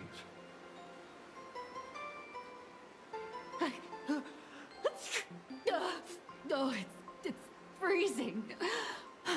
It's cold enough for a typical snowstorm mansion murder mystery. Anyone here?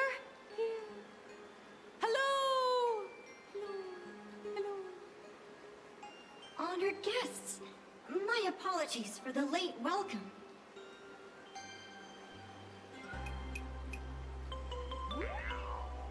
Oh, no wonder it's so cold. It's an actual snow wispy. Hello there, little one. I am the lobby manager, Casper. You have a very high body temperature. Please, try not to overheat the room. Allow me to introduce myself. I am the popular comic artist, Blurry... the former comic artist, Miss Nyalux. Oh, my true name is gone, just like that. Oh wait, did you say former? The big shots upstairs gave me a heads up. You are now an asset of Perlux Corp. You'll be staying here until you finish your next volume. Every guest in this hotel is an Imaginé with quite a history. That Arcadian over there? That's a former superhero. Which one? Never heard of him.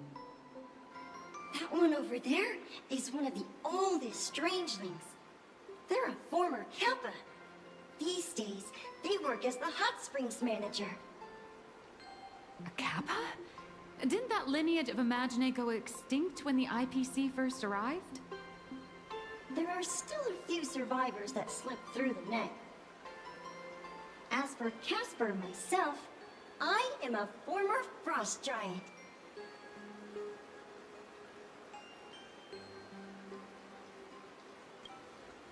Little old me was once a tall, mighty, and majestic giant. Of course, that was back in the Cinder Age. So you're basically an antique who knows a bunch of old secrets. What corner did they dig you out of? From a block of ice. It is sad how a giant block of ice melts into tiny pieces over time. I have forgotten the names of most of my friends. And I have not tasted a crispy, charred Void Ranger in a long, long while now.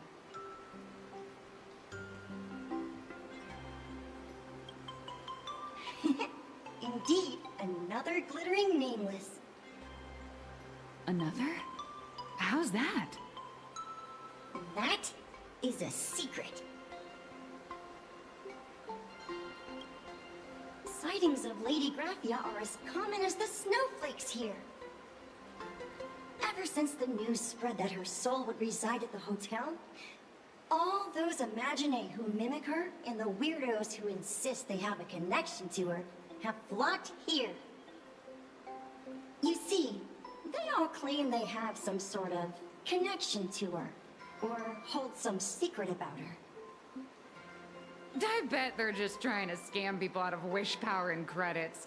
Just like all those people who swear they're AHA. You're not wrong. But whenever the higher-ups ask for a report, little old Casper here can always pad it out and hand over a long list of names.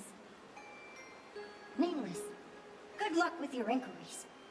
Bye now.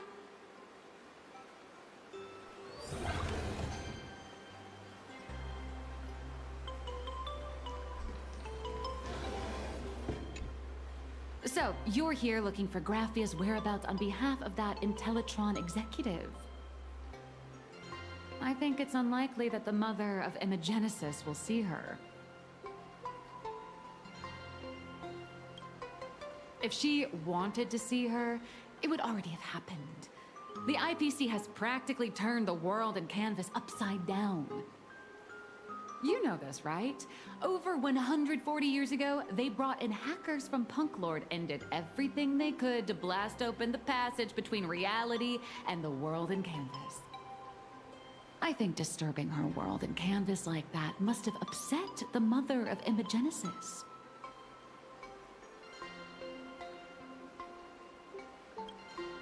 A friend of Graphia's? Just how long has that person been alive? So that friend wanted you to find Graphia, but they didn't tell you how.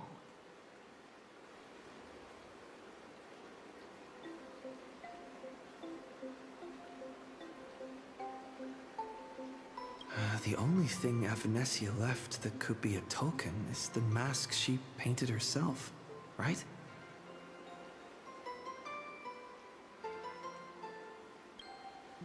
Normally, I'd suggest you play that little snow puff ball for info. That good luck with your inquiries line definitely had a subtext.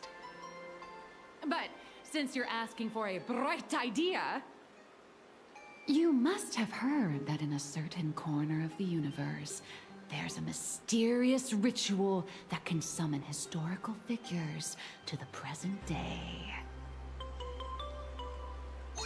The Holy Grail War!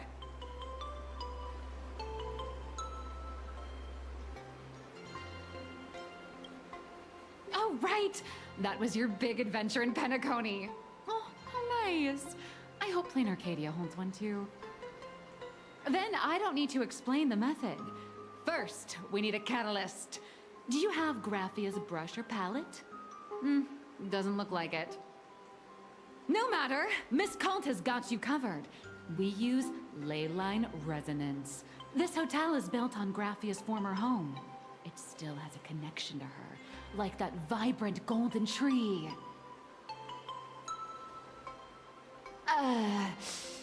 Wait, you aren't actually falling for this, are you?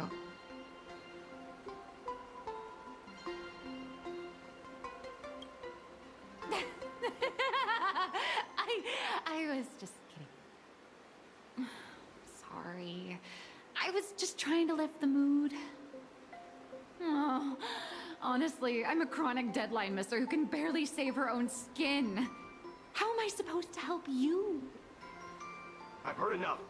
Break time is over, Miss Nihilux. Now that you understand your situation, stop wasting time. Start drawing! I just checked in, and I have to work already? I'm not some fully automated painting Mechatron. You do know that, right? A Mechatron can run for hundreds of hours straight. You cannot. That's exactly why every second counts. Now right this second, start increasing your value as a quality asset. Hey, wait! This is kidnapping! Little raccoon, help me!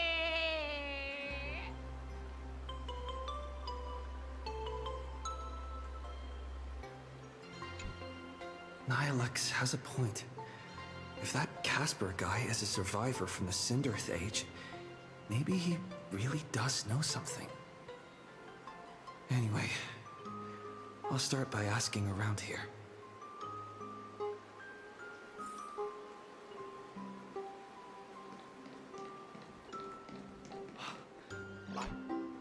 You can see me, and I shall hide no longer. Indeed, I am Graphia, the sovereign of all paintings, the source of all schools, the mother who birthed all imagining. Unfortunately, my wish power is spent, and I can no longer weave my imagination arts. But you and I share a fate, with just a few wish bays to aid me. I am Graphia. If you're giving away wish bays, you should give them to me. No, I am Graphia. Does this red armor not make it obvious?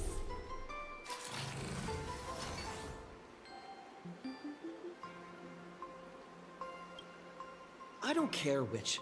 One of you. come help me fight the Lord Ravager. The Lord Ravager? To be honest, we are Graphia, but we're not Graphia. Simply put, we are Imaginae born from people's imaginations of Graphia. As for me, I was sketched by a rather unskilled illustrator for a history textbook, which explains why I look a bit rough. I am a wispy form from the concentrated longing for Graphia in plain Arcadia. I am the armored goddess Graphia from the 52-episode animated series Apocalypse of Ashes, Mecha Wars. Care to witness my signature move? Dance of the Inkblade.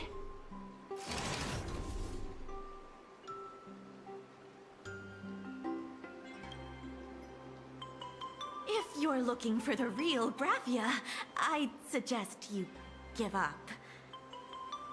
I've seen countless Imaginae on the verge of exhausting their wish power, begging the mother of Imagenesis to extend their lives with her paintbrush. Not a single one has ever succeeded. In the end, only those of us making a living off the Graphia brand are left. When it comes down to it, she's nothing more than a legend. Who knows? Maybe the IPC made up some story to boost the hotel's revenue.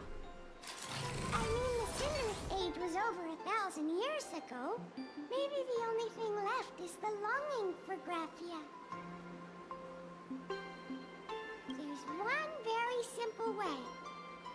She created all Imaginae with her brush. Word has it, she waits at the end of the world in canvas to see off those whose time has come.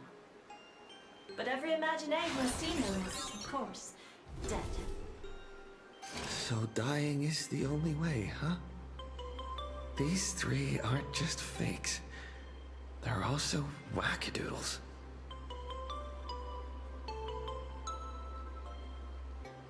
As I suspected, finding Graphia was never going to be easy. Besides us, there are plenty of ancient Imaginae living here, ones that have long gone extinct elsewhere. Some even claim to be original works by Graphia herself. If you're serious about finding Graphia, you should try asking them. I heard Graphia is still here in this hotel.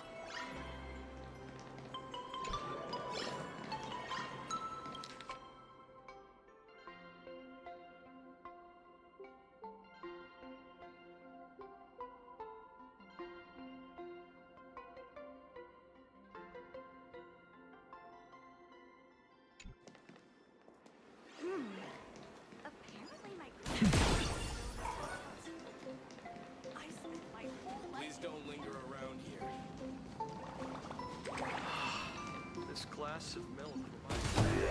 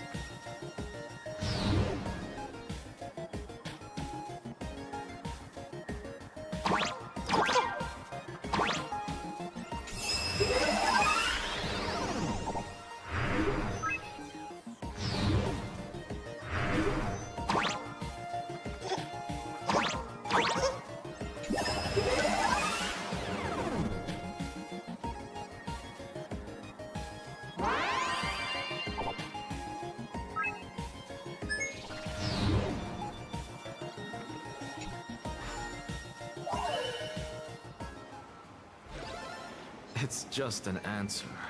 Nothing too difficult.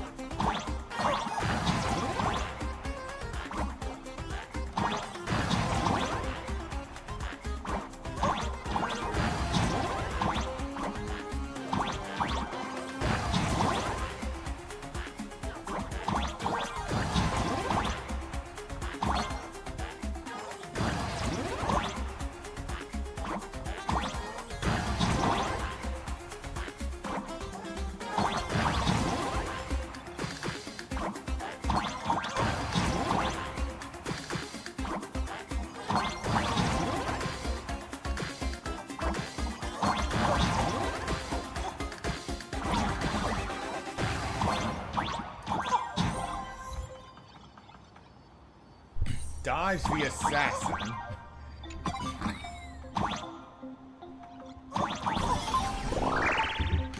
Well, that was amusing. Casper?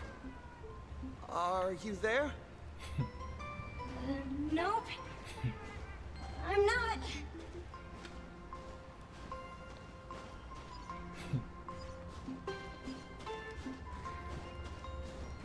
Watch this magic trick.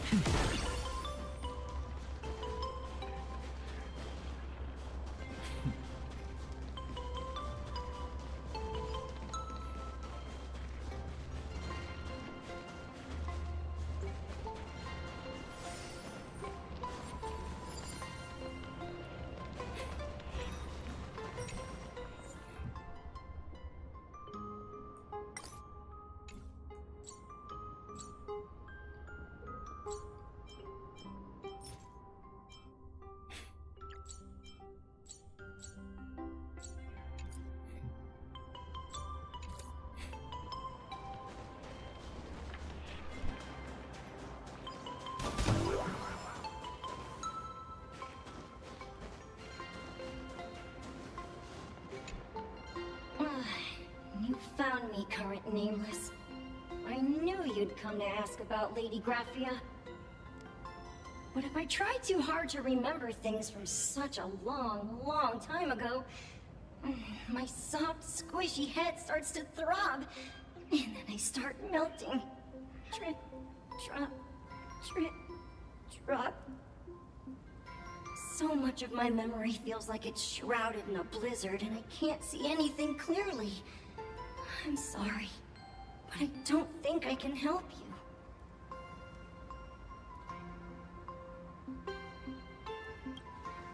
A snowball fight? The game, the name, it feels so familiar. It feels like I had snowball fights every single day a long time ago. Shaping the snow into balls and flinging them at whatever strange intruders came barging in. Well then, come at me, Nameless. I'm a snowball fight veteran. I won't lose.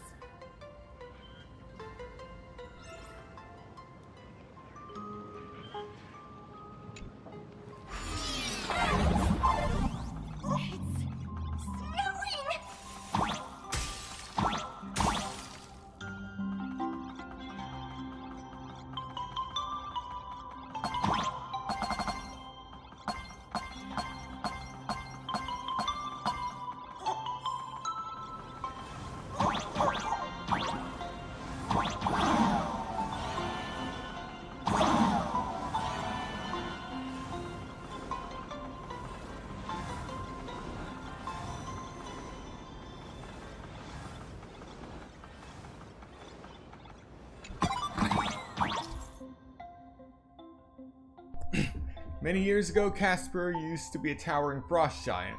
They would often invite others to snowball fights, tossing out snowflakes, hedgehogs, and gold coins. Watch out. These could be thrown by Casper and will knock Trailblazeman back.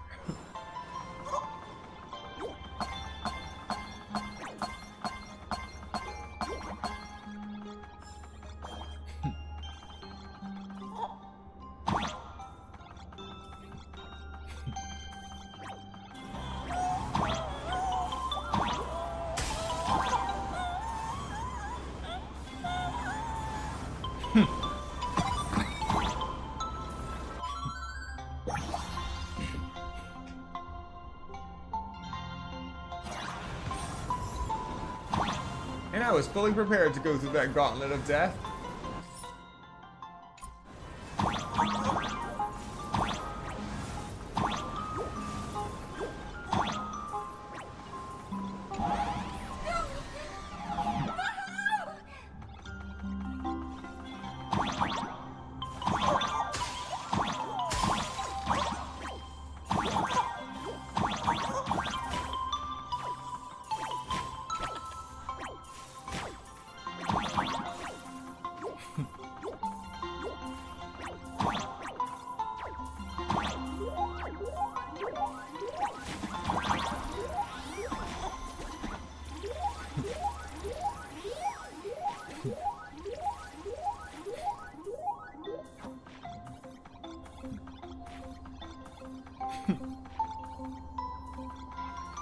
You'd better be good at dodging, Nameless!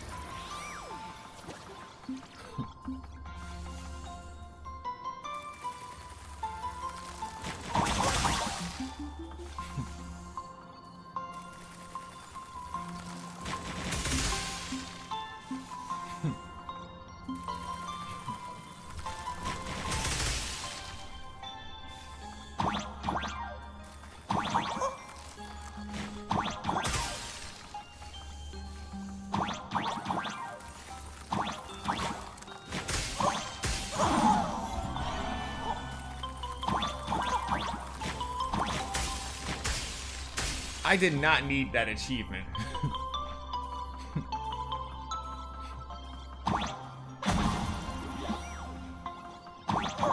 But that was satisfying.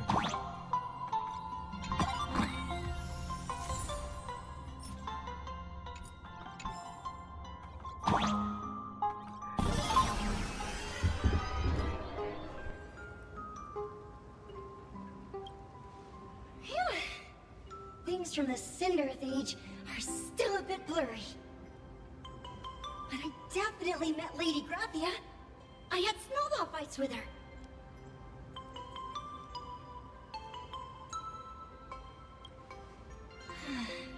She was a great painter who led us in snowball fights. She'd even paint portraits for everyone. Back then, when we wanted to see her, we'd go to her doorstep, light the ground lamps, and shout, "Snowball fight!" Then Lady Grathia would poke her head out of the window upstairs, unfurl the scroll, and whoosh! Slide right down into the snow. Then we'd have snowball fights against the Void Rangers together, under the giant moon. If we won, I got to swallow the Void Rangers whole. They were so crispy and tasty.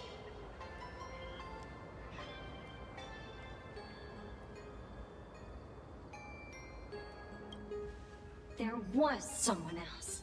Just thinking about them makes my blood boil. He was a snowball fight master. I remember one time, 8 of us teamed up to challenge him.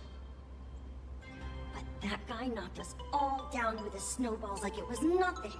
All from so far away. 6 of my friends were lying on the ground, feeling beat. Losing the game got everyone so down that no one uttered a word. As for me, I think I got hit right in the neck. I saw my own giant body thud onto the ground, and my chin felt ice cold. 8 people in the Phantasmoon games? Perhaps Snowball Fight is a euphemism for the Cinderth Age Wars? So in that round of the Phantasmoon games, Graphia must have fought a terrifyingly powerful opponent. It seems only she and Casper survived the fight.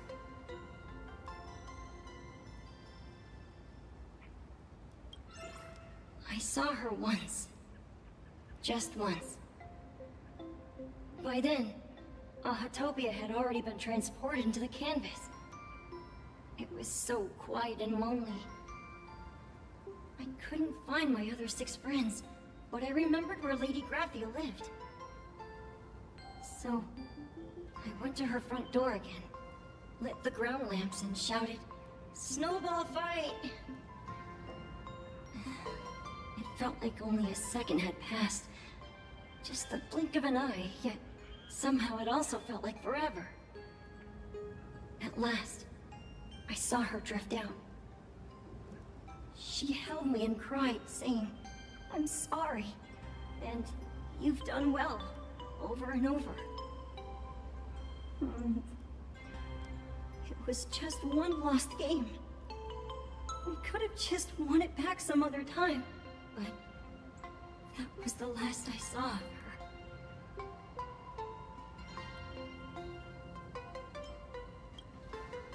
Why are you saying that too? It's making me feel all strange. That's about all Casper can remember. If you're still up for fun and games, come find me for another snowball fight sometime.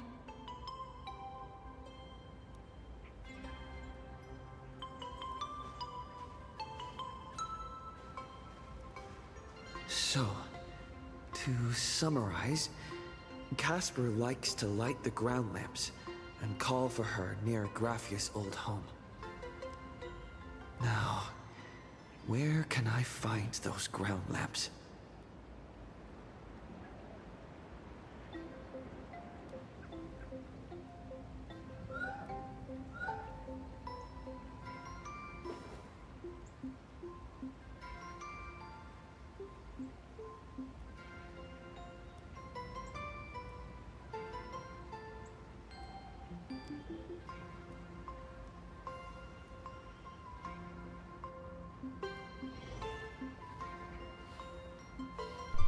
I guess we're all for looting hotel equipment now.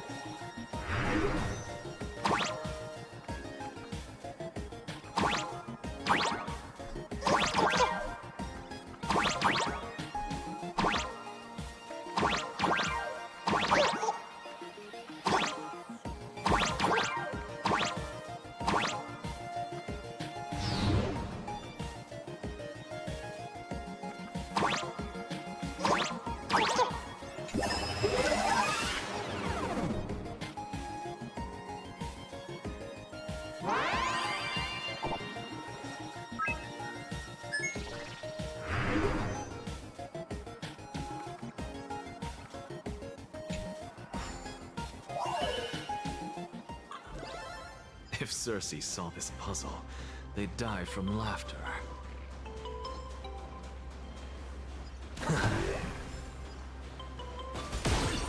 Even next to such a lively hot spring hotel, there's a secluded mountain path. Like these atonement statues all look like small animals. I should find a prominent spot for the ground lamps.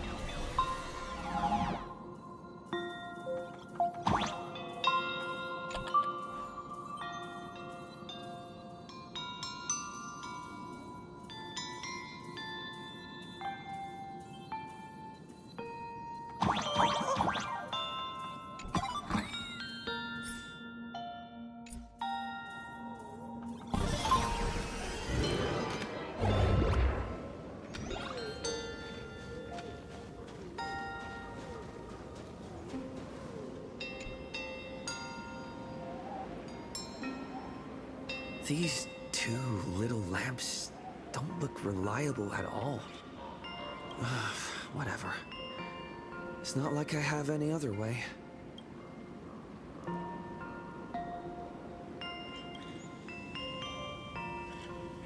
Who dares disturb my 1,000-year slumber?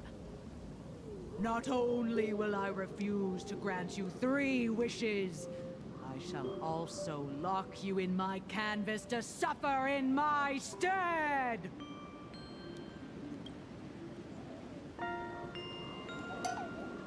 Thanks for the invite. I'm not quite dead yet, but I don't feel alive either.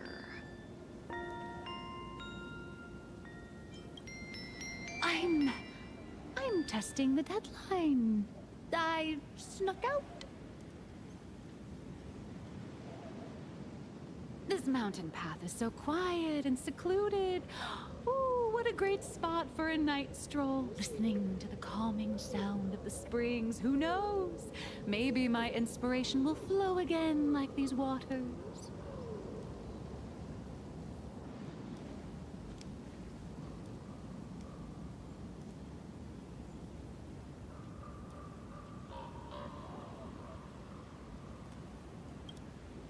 I was hoping to find some inspiration out here.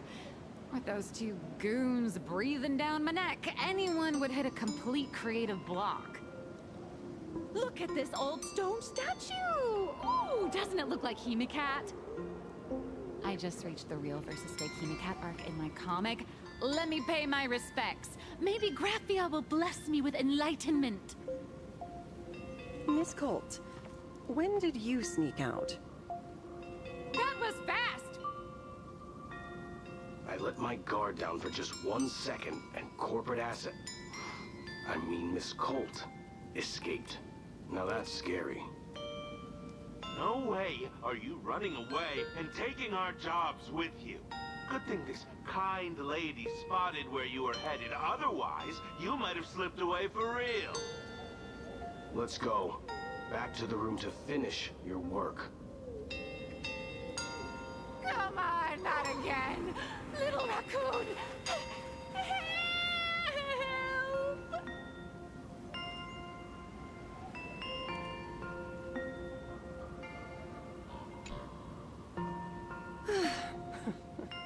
Being an artist sure is grueling.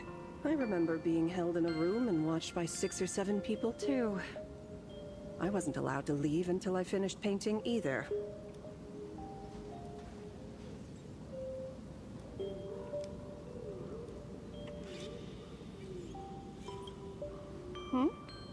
You're asking me?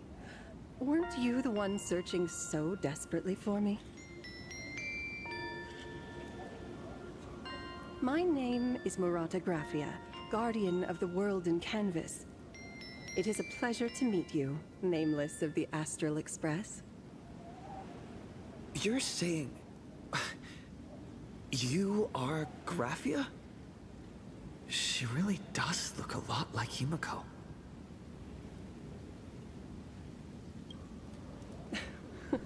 Child, you were the one who lit the ground lamps, were you not?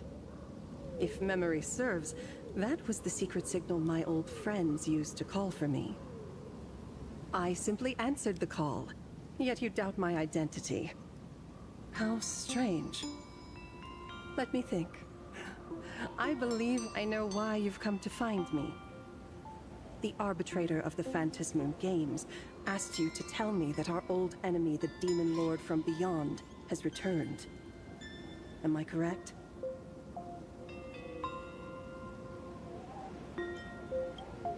Since Ahatopia's in canvassing, Evanesia and I agreed to guard reality and the world in canvas separately, never to meet again. But over the past 1,000 years, I often hoped we might reunite in some way. Who would have thought, when word of her finally reached me again, there'd be no warm greetings, but instead only an impending crisis. You must have many questions.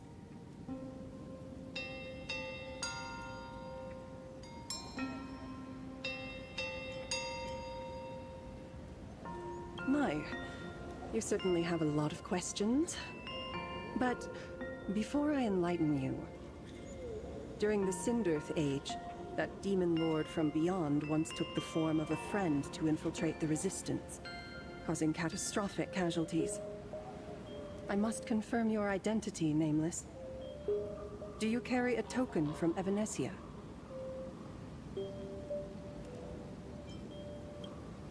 She painted a supplicant's mask for you.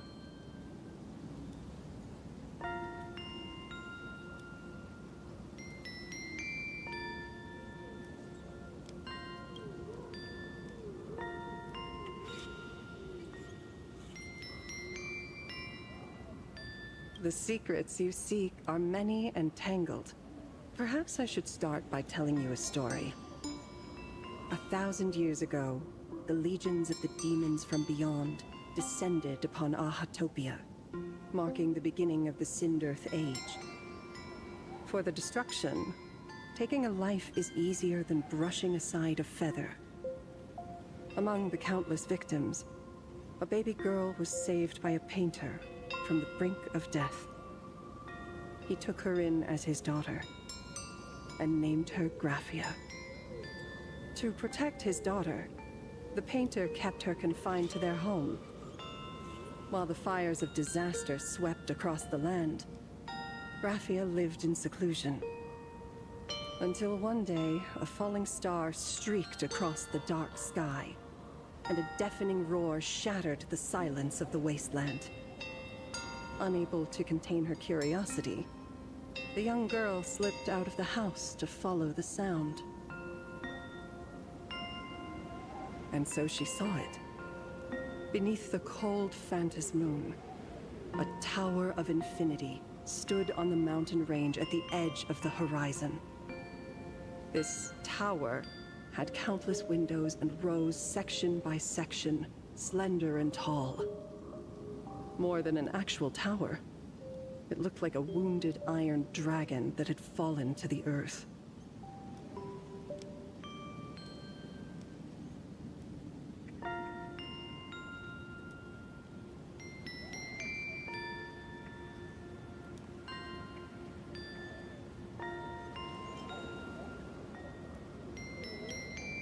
Indeed.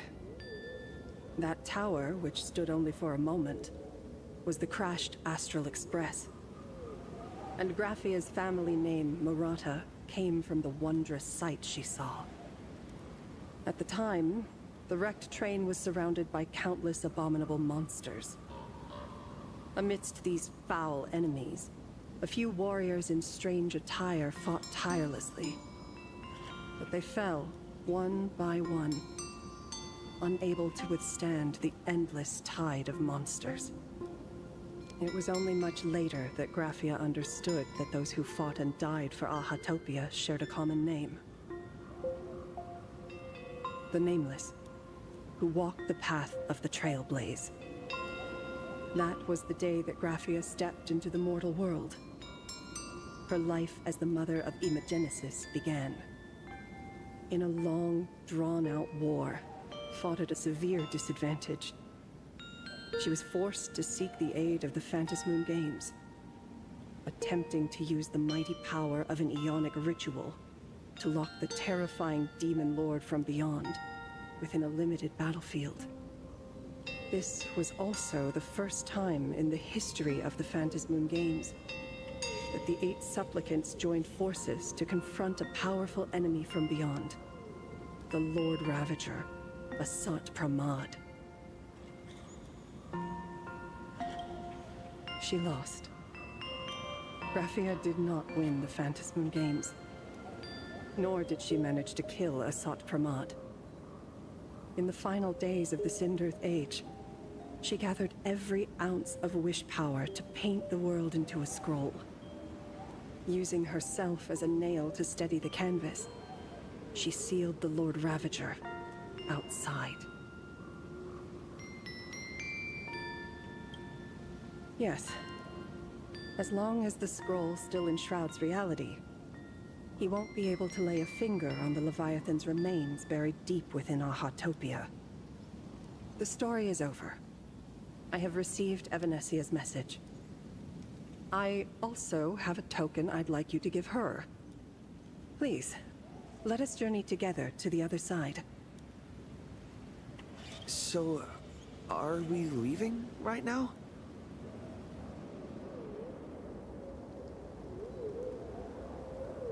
No, there is no need to rush. You have a friend here who is lingering with a heart full of farewells. You mean... Blade? Follow this path down to the riverbank of Myriad Wish Grove. You'll find many Wispe gathered there. When you are ready, choose a Wispe. Whisper Graphia's name and your wish to cross over to the other shore. Then release the Wispe into the river. When the time comes, I will bring the ferry to deliver you into the canvas. Graphia vanished. How elusive. Anyway, I should head to the riverbank of Myriad Wishgrove first.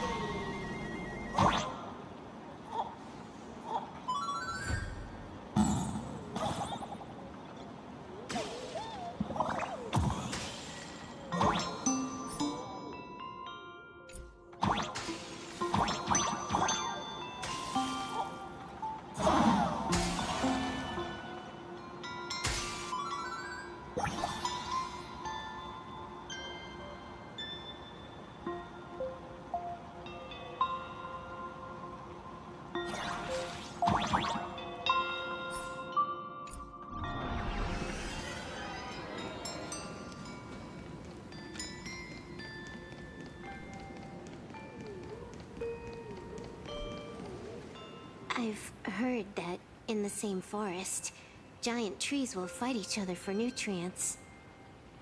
How about this? We just feed Shuhu to that tree in the courtyard. It would save us a long trip. Say something. Didn't know you were a forestry expert. I'm not joking. I'm serious.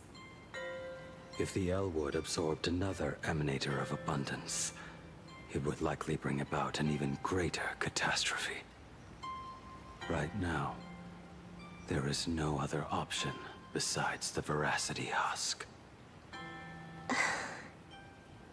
If the abundance grows too strong, the Ambrosial Arbor loses control, and the Arcadia is doomed. If the abundance is too weak, the husk spirals out of control, and the Arcadia is doomed just the same. It's called an Arcadia, but the whole thing is built on a razor's edge. Does that mean the essence of the elation is just dark humor? You're afraid. I'm not. I respect your choice.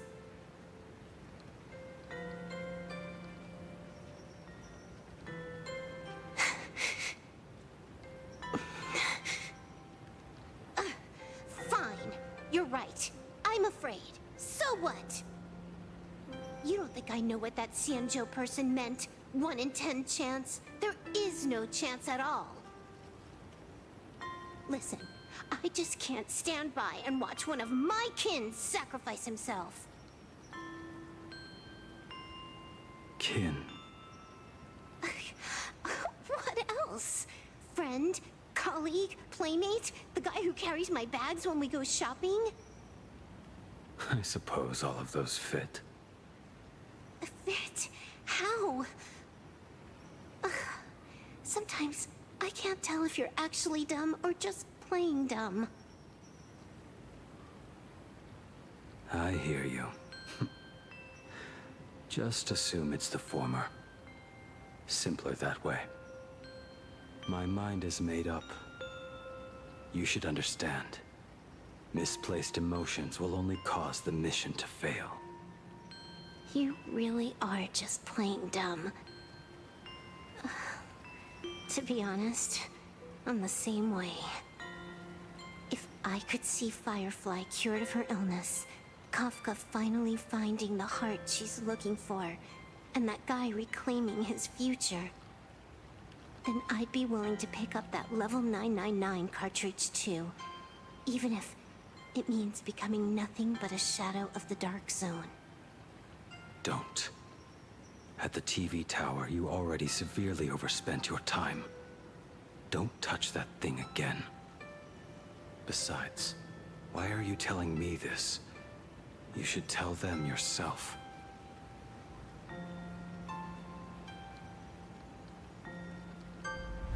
Because just like you, I'm a total, stuck-up softie. Happy now? Feel better? No. Unless you give me a sincere apology and a proper goodbye, we're not settled. Not settled. Is that right? Fair enough. Whether as Ying Xing or as Blade, my journey has reached its end. Before the final verdict, I should say a proper goodbye to my kin. Who's there?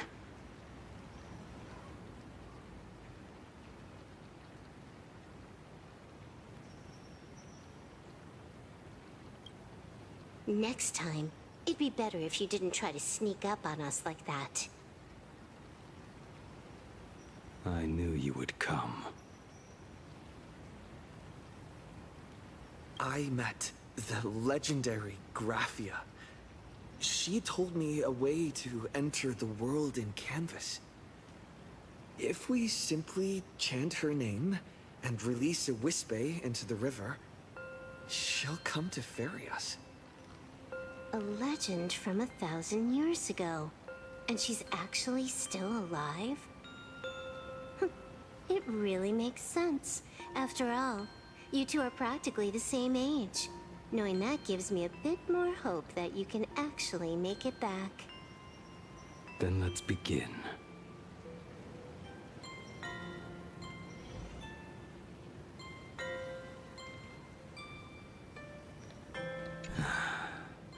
You are unusually talkative today.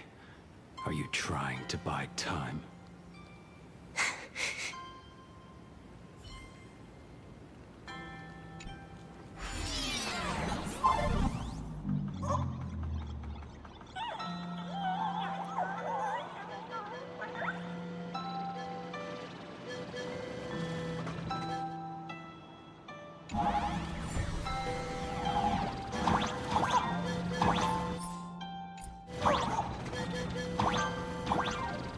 Little one, I choose you.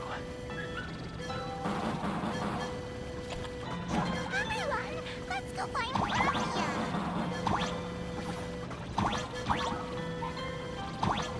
World in canvas, here I come! That should do it.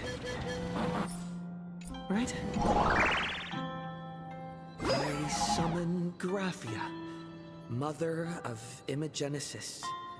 May she come forth and deliver us into the world in canvas. No Wispe were harmed in the making of this operation. Graphia! Graphia! Everyone, into the world in canvas! How odd. This time, the visitors actually know of my existence.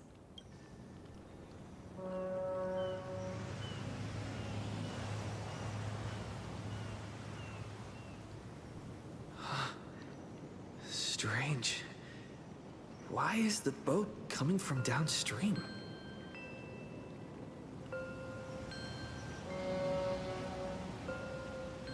I heard your call, and have come by boat to guide you across.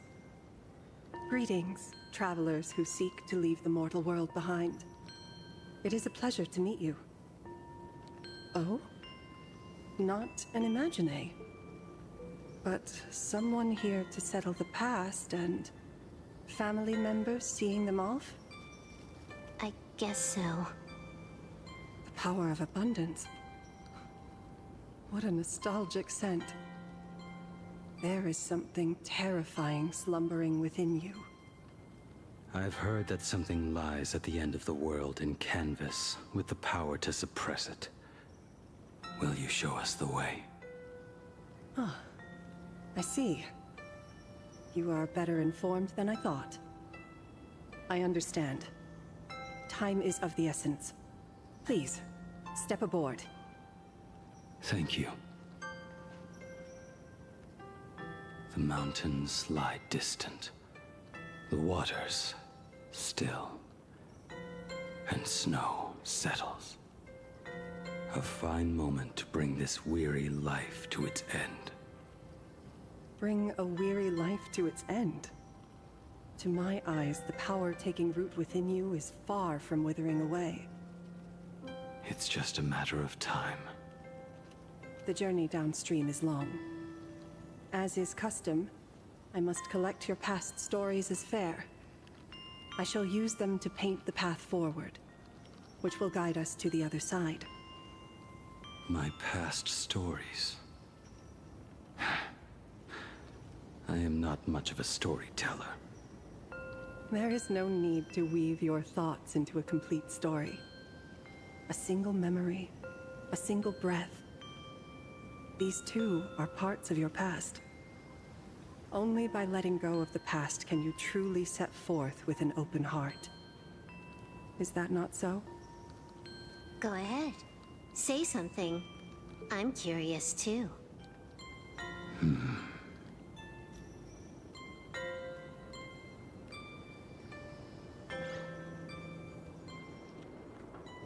Then, I shall begin with that lone island of Insumosu. It was a desolate wasteland, untouched and forgotten. Desolate, cold, the perfect place to lay the dead to rest. I planted rusted, broken blades in the wasteland as a mark of my departure.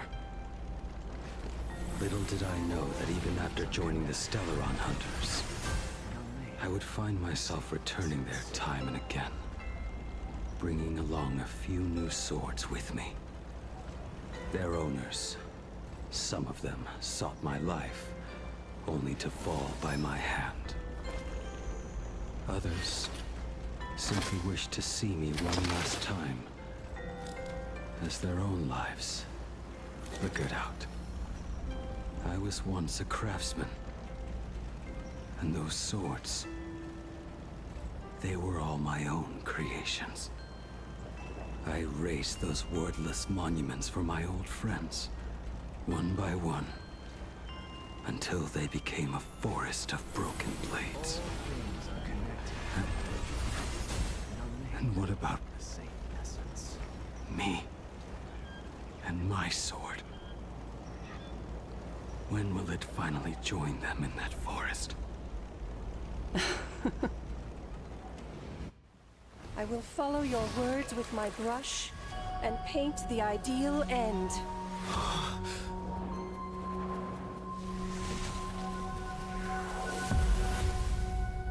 Sword barrier.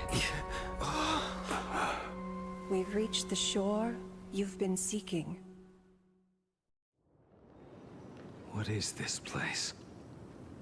This is the world in canvas. A mirror to your soul, blooming as your heart dictates. May this meadow be everything you wished for. Superb artistry. And yet, I thought you would paint the desolation within me instead.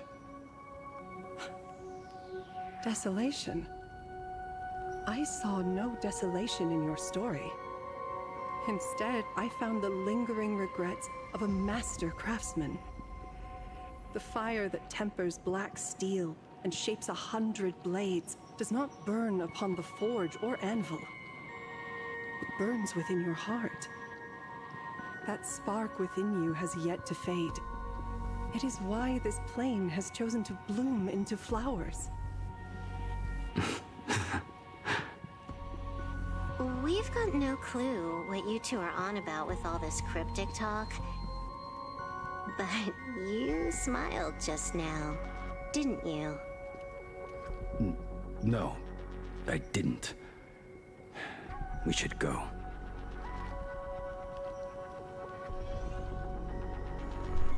Alright, before we continue any further, we're going to take a quick 5-minute break, so use this time to get up, stretch, get something to eat, drink, do what you gotta do, and I will see you in 5 minutes.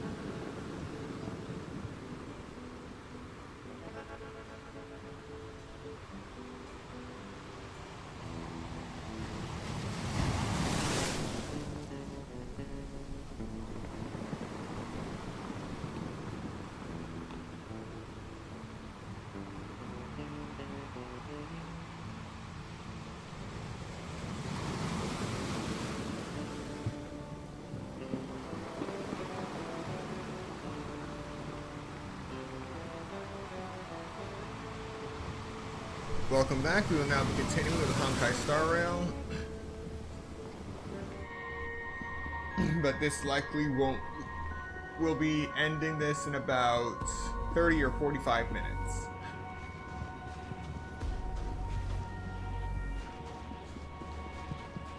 He finally smiled. I'm actually the one who can't even smile. This sucks.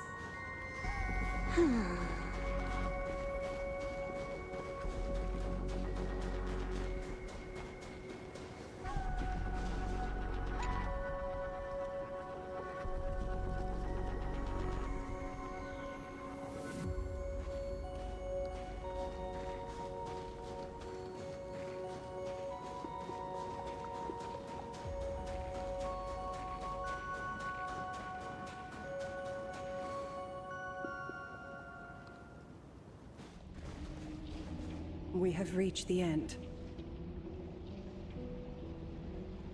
That blue maw. So, this is it. Correct. Driven by the buried secrets of Ahatopia, you have come seeking liberation. And now, I have shown you the silhouette of the beast's maw. If you should find a way to get out, I ask that you swear to keep this secret.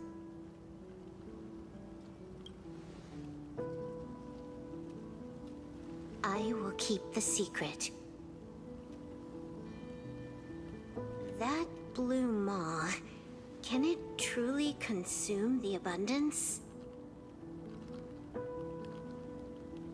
Only a beast of insatiable hunger can end a plague of eternal growth.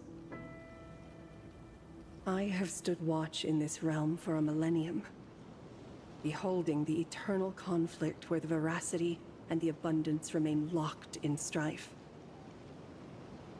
Oh, undying soul, the fate that awaits within those depths lies far beyond the reach of our conjecture. Perhaps you will vanish into nothingness in a mere heartbeat, or perhaps you will endure a millennium of gnawing, constantly regenerating only to suffer once more, with liberation remaining an elusive dream. Beneath that calm of yours, I can feel an old friend lingering. Agony. This is the price I must bear for becoming one with the canvas.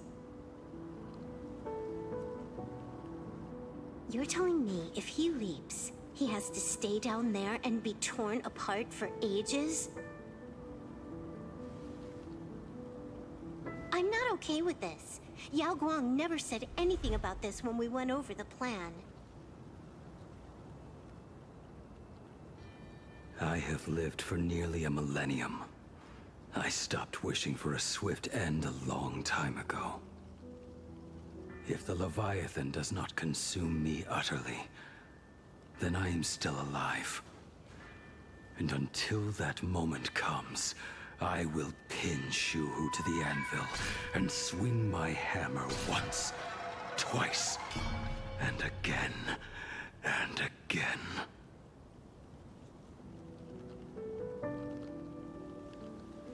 Is there really no other way?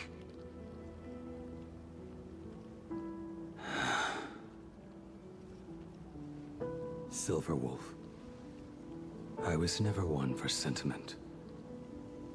I'll only say this. In my past life as a smith, I made it a point to forge something for those friends I found tolerable. But ever since I joined the Stellaron Hunters... Oh right, I get it. You want me to go back and take apart that box Kafka uses as a footrest, right? You already took it apart? A long time ago. Quite a few treasures in there. A master-crafted blade, a game controller, and a portable reactor. That's the armor core. reforged from the remains of the Glamoth Queen. Oh, and a cat scratching post. When did you find out about these items? You? You mean we. We all found out. Think you hid it that well? Please, give me a break. We're a pro team, you know.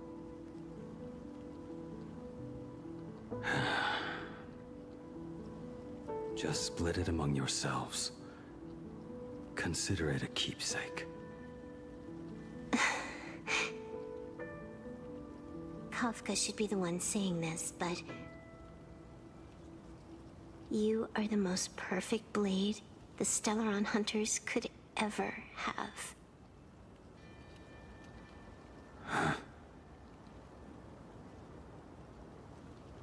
Just a broken blade. That is all.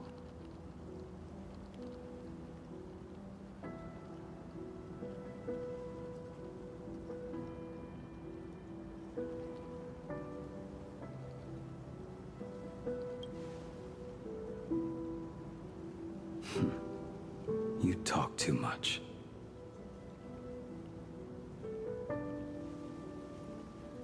Before you go, you have something to say to him too, right? To me? Don't take offense. It's just a few words. Before joining the Stellaron Hunters, I once lost myself. Unable to see the future, yet unable to reclaim the past. Just like you when you were first reborn. Whether we chose this path, or were forced onto it. Leave no room for regret. And never deny the path you've traveled.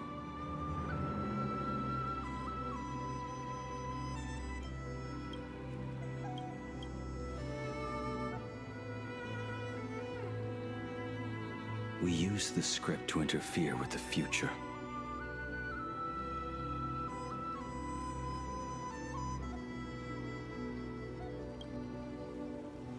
But some things, once spoken aloud before their time arrives, will never come to pass. So, I must head into this unscripted path alone, to witness that final, solitary truth for myself.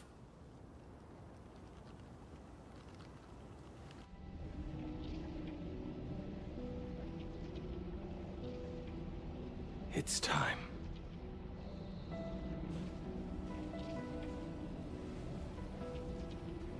Do you still remember that passphrase?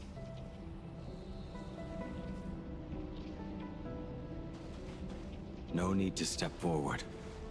Just recite it in your head. 3 of a kind. 2 pair. Ace. Go.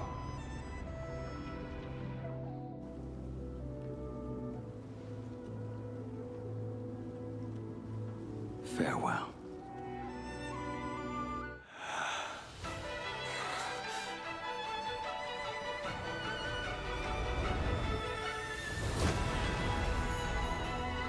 Let everything end, or truly begin.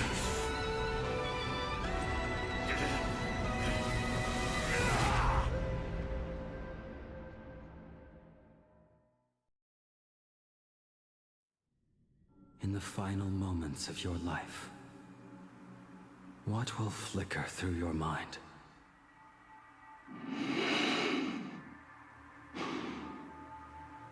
The devouring. Has it begun? How much time has passed?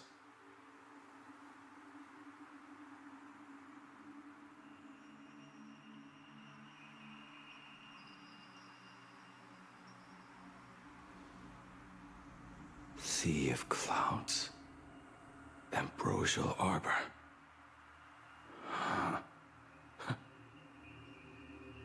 To think that with death so close, this is the scenery my dreams would conjure. My heartbeat. It's barely audible now. Shu, are you still alive? Am I still alive? Finally woke up, Yingxing? Master. I am sorry. You have the wrong person. I am not Yingxing. Huh. A lad your age, yet your head is more muddled than mine. You're talking nonsense in your sleep, boy. It has been ages since we last met. Tell me, have you let your craft go to waste? Your master wishes to see what you can do. Not a sweet dream of toasts and laughter, nor a nightmare of clashing steel. Instead, it is a dream of returning to the very beginning, to confess my sins before the master who taught me everything. Typical. This is a standard issue sword I forged for the Cloud Knights, back when I first began my training.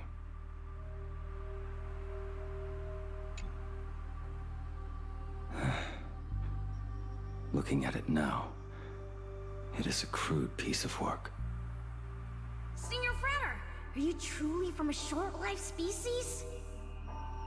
Why do you ask? I mean, no offense. I just wondered, why would you come all the way to the Xianzhou to learn the craft? My home became a grazing ground for those boars and beasts. My parents, they're fertilizer. Unlike you, I won't live to see them wiped out. But my blades will. Look at this blade. Fresh from the forge today. I made it. That is so cool! Stop flattering me. This is just a standard issue sword for the Cloud Knights. According to the template, its name should be New Blade 01. Senior Frater, how could you so thoughtlessly name your own creation? The very first assignment Elder Huayan gave his disciples is what defines a blade. He always says a name carries the weapon's destiny. A lone cloud drifts. A crane departs the woods. Let's call it Departure, Junior Frater. Senior Frater, I thought you'd go with Lone Cloud or Guiyun.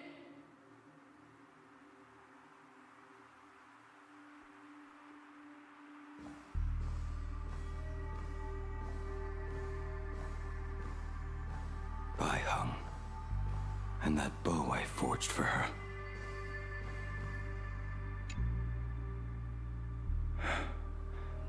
In the end, it was I who forged the greatest sin. For me? Thank you. I told you, didn't I? As long as you set your heart on what you love, nothing can stop you. Hey, did you give this bow a name? I named this bow Lure after a mythical steed from the primeval Imperium. Legend says it was one of the Emperor's finest mounts, a divine beast that could tread over any chasm and lead its master back from the brink of death. How did you get so off track? Why pick a name meant for a horse? That won't do. It does not suit me at all. I'm gonna call it Recurve Bow. That sounds terrible. It's like my mother naming me Human. At least change it to something elegant like Winding Stream. Fine. Have it your way. Look at you! skilled with both the pen and the sword. You really should not be trapped in this flame wheel forge for the rest of your life. Hey, perfect timing! I have a few friends getting together on the Lafu. Wanna come along? Staying in a single place your whole life, that won't do.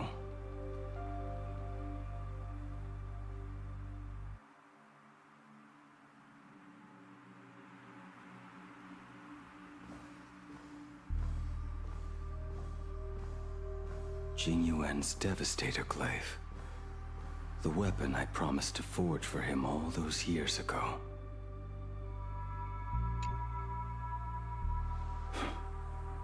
Old friends have drifted across the stars, but he remains. A genius. I suppose Master Jing Li's swordplay should be no trouble for you then. You little rascal. Do not try to act like my senior just yet. I am from a short-life species. Xianzhou's swordplay takes hundreds, even thousands of years to master. I simply do not have the time. I heard your bold claim. I'd rather leave this world in a blaze than live until the end of time. It seems you think little of us Xianzhou people, then? My, the future sword champion has sharp ears. It was just drunken rambling. Don't take it to heart. It would be a waste to throw my skills away on the battlefield. You go to the front, and I will forge the divine weapons for you. It is a promise. All right, deal. Then I want a Devastator Glaive, 4 meters long, decorated with green silk, and you should engrave the blade with cloud patterns. Or maybe lightning. Wait until you have grown a bit taller. Then it is settled. When the time comes, you shall arm each of us with a weapon of our own. Let us face the fires of war in your place, and handle all that tedious business on your behalf. Come, friends, drink up.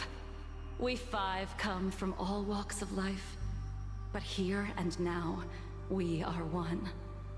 Together, we shall bring glory to the Xianzhou, and peace to all who dwell beneath the stars. By the rainbow and the 10 lords, if I betray our bond, let all of existence hunt me down.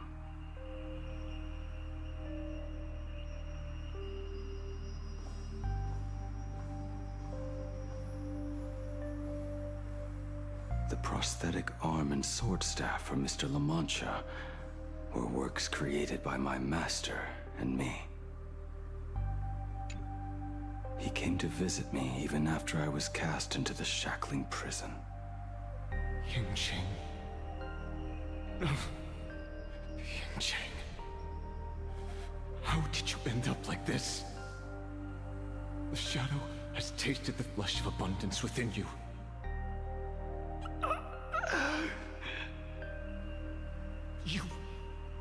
You cannot even speak anymore. Yingqing, look at me. Lift your head. It was only thanks to you and your master that the shadow of veracity was sealed. I owe you both a debt of gratitude. So I have but one question. Do you want out? If so, just nod. There is always a way out.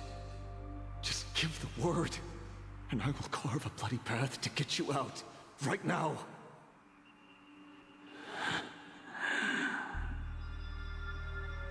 There is no need. I must atone for my sins. Perhaps if I had taken you away from Flamewheel Forge back then, your fate would have been entirely different. I respect your choice, just as I did all those years ago. Pity. So much in this world does not go as we wish.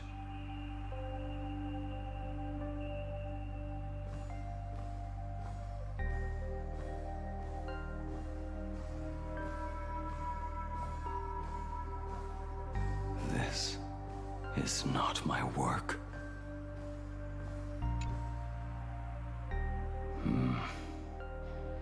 This was where my life as Blade began. So you're Blade.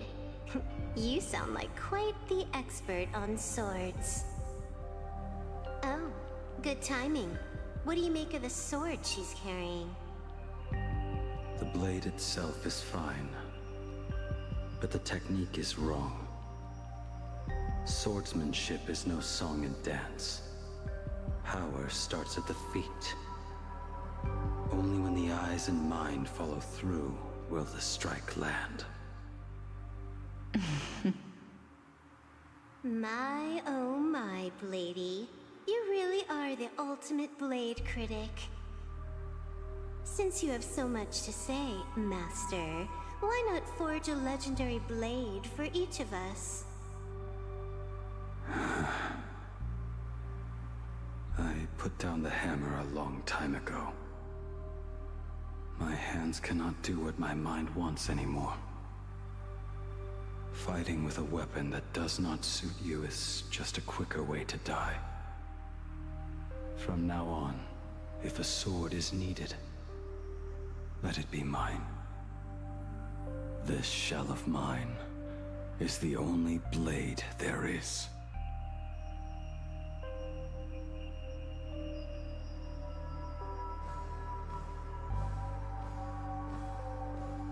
A weapon given by Ying Xing to an old friend. But we are no longer who we once were to each other. Who I am does not matter. What matters is, do you remember this weapon? I don't understand what you're talking about. All that happened. You think you can just walk away from it all? You would do well to keep Cloud Piercer by your side. Or, next time we meet, I will be the end of you. What a pity. In the end, we still cast our weapons aside.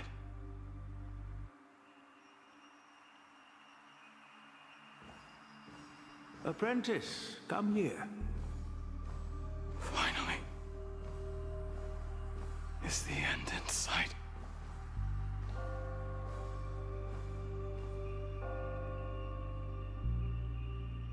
I am here, Master. Good. I have waited a long time for you. You have seen every blade I have forged in this life. Fine work. Somewhat flawed, perhaps, but their edge is undeniable. The marks of a true master. Gazing upon the weapons I forged in days past, I can only feel a surge of endless regret. The hammer falls and cannot be undone, yet I have spent my life taking one wrong step after another. I betrayed my friends and broke my oaths. Even with these divine blades, I failed to protect those I held dear.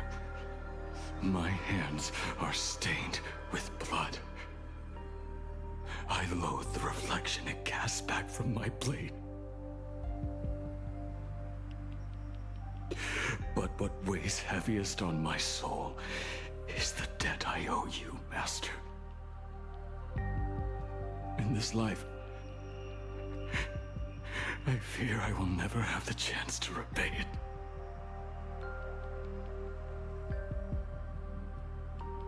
Let it all out. You feel a bit lighter now, don't you? But isn't there one last piece you have yet to show me?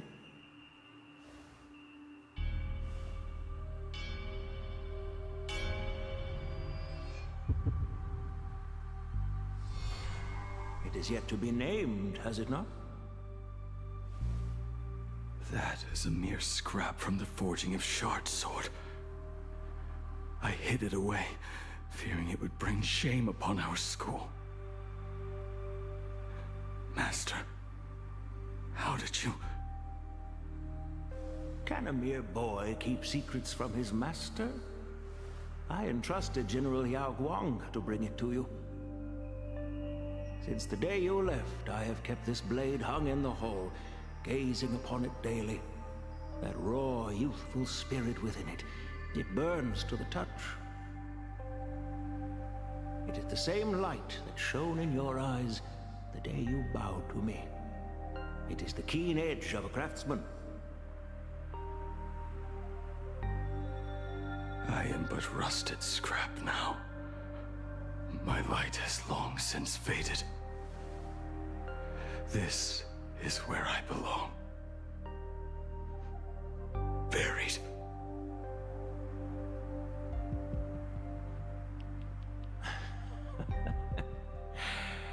Crushed ore, old materials, rusted iron.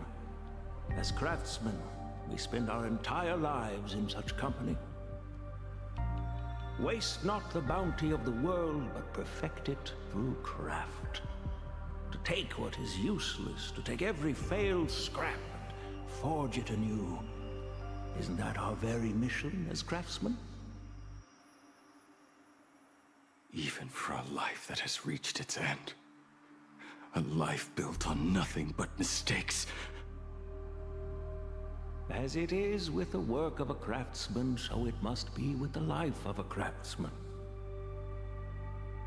Do you still remember the question I once asked you? What defines a blade?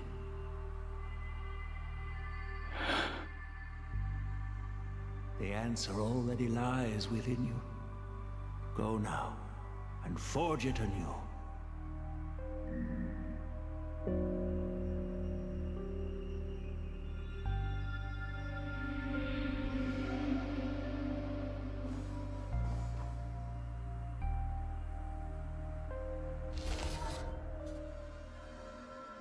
Forge it anew.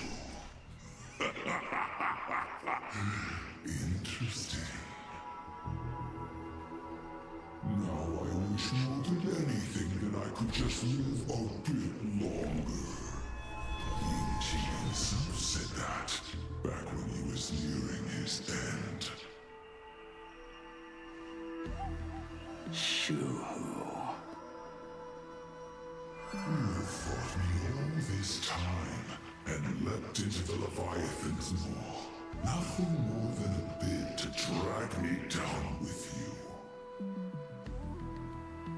Pity, truly. For so long as a single soul in this vast world prays for abundance, I shall return to bestow my grace. And now, I have come in answer to your prayer. Within the Leviathan's maw, I shall grant you 1,000 years of agony, as your flesh will be remade, only to be devoured again and again. You shall find no release. Is this not exactly what you call forge it anew? Poor child. You and the Xianzhou citizens are always so short-sighted. Trapped in this waking dream called life, you cling to what is gone and tremble at the thought of being forgotten. Yet when I come to carve through your flesh and awaken your minds, you spurn my beautiful gift. You were once You should know best about the beauty of shaping. I can grant you the power of reshaping life and death, bringing those you loved and lost back to life. Let your friends return to this world again and again, giving you the chance to right every single wrong. Righting wrongs. You mean by carving out more walking husks like me? Things that crave an end they can never reach? That is but a fleeting pang, a necessary tempering on the path to eternity. If you persist in spurning this gift, this law shall become your prison for all time. Your body will churn for millennia, caught between being digested and reborn. Every inch of your flesh will remember the agony of being ground to pulp, until your very will dissolves into nothing, leaving only a hollow husk that can cry out my name. Are you done talking? Do you truly believe that I am the only prisoner here, Shuhu? You are the one bound most tightly by your chains. For so long as a single soul in this vast world prays for abundance, I shall return to bestow my grace. You are nothing but an echo of them. A slave trapped within your mission of compassion. You mock our obsessions. You are Yao Shu's most pathetic prisoner. Are you trying to provoke me? No. I am pronouncing your sentence. I never dove into this abyss for the sake of a mutual end. I came for forging. As long as you cling to life, you must keep reshaping this body to fight back the gnawing from the veracity. And that struggle is exactly what I want. Let the maw of this Eon husk be the furnace. Let our undying flesh be the iron. And let death, 1,000 times over, be the hammer. Right here, I shall forge and recast you again and again. Not to destroy you, but to create a cage that can hold you prisoner for all eternity. And the thorns of this cage shall forever be aimed at that savior who branded you with your mission. Yao Shu. Are you ready? To turn your vengeance against your god.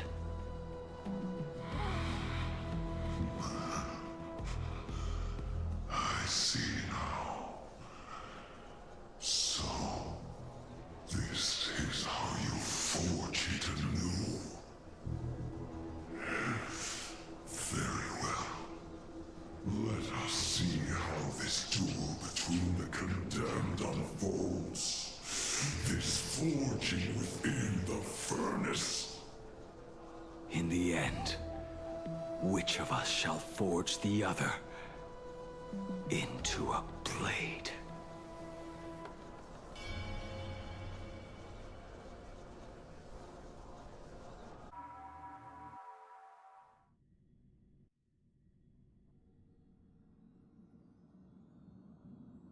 When reunited with family after a 15-year separation, 22% of organic life forms will weep and embrace, whereas 59% will exhibit indifference or outright rejection.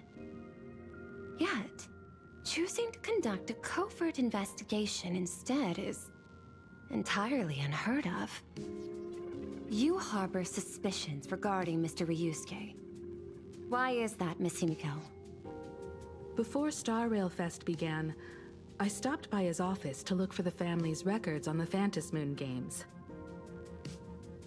Out of concern, or perhaps curiosity, I leafed through his portfolio. The artwork was magnificent, with each piece serving as a microcosm of a different planet. That was when it suddenly dawned on me. 5 of the worlds he captured in these paintings are now gone. Lost to the fires of war waged by the Antimatter Legion. Just as you suspected, Mr. Ryusuke's travels have been highly suspicious. In the year 1969 of the Arcadian calendar, he traveled to the Delcor Ring to sculpt a statue for the Doctors of Chaos. 2 years later, the IPC received word that the last local resistance group had rejected all aid and launched a suicide charge against the Legion. Also, in 1984 of the Arcadian calendar, he traveled alone to the planet Goliath's Shepherd. After a century of resistance in the fires of war, the planet was officially declared dead 9 years later. Both incidents point back to a single culprit. The Lord Ravager Asat Pramod. However, there is also evidence suggesting that Mr. Ryusuke was still in plain Arcadia when Asat Pramod appeared. Additionally, the IPC recovered a commission he received. It read, "Please carve a trace of our lasting glory, just before the world meets its destruction." He accepted the commission, even though he knew the Legion had surrounded the planet? Legends of the Graphia clan abound within plain Arcadia. To this day, many believe the Weathering Curse is a scar seared into your very bloodline from Graphia's struggle against the Legion. Conjecture. Mr. Ryusuke was tracking the demon from beyond. He likely believed that finding him was the key to breaking the Graphia clan's curse. Any other conjectures? There is another possibility. Please forgive me if this sounds out of line. There is a 52% probability that Mr. Ryusuke was being used by Asat Pramod. He might have even chosen to work for him. I'll have a word with him. I'll leave it in your hands, Miss Himiko. Dad, do you have a minute to talk? I do. I'm 1000% free for you. What brings on this surprise call for your old man? I was worried you were too busy, so I didn't want to bother you these past few days. That foolish didn't hurt you, did she? Actually, what am I thinking? A mere herald of death is nothing to my Himiko. You probably handled her in no time. And that kid is something else too. I'm telling you, everyone at school is a huge fan of the Astral Express now. 15 years. The blood-stained games are finally over. And this time everyone survived. It's time we sat down and talked. Just as father and daughter. Huh? Am I dreaming? My little girl actually wants to have a real talk with her old man. Well, I don't care if I heard you wrong. I'm taking this to the bank. Praise the Astral Express. Praise Machiavelli. Give me 10 seconds. No, make it 8. Your old man is on his way. There's no need to rush like that. Love you, kiddo. I should have seen that coming. Himiko, open up. It's your dad. Himiko, come over. tell me more about this.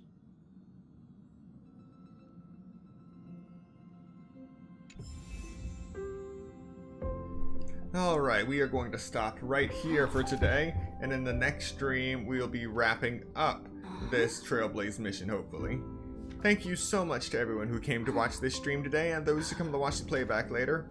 Be sure to like, comment, subscribe, and turn on notifications so you'll be notified of the next Honkai Star Rail stream, and I will see you next time.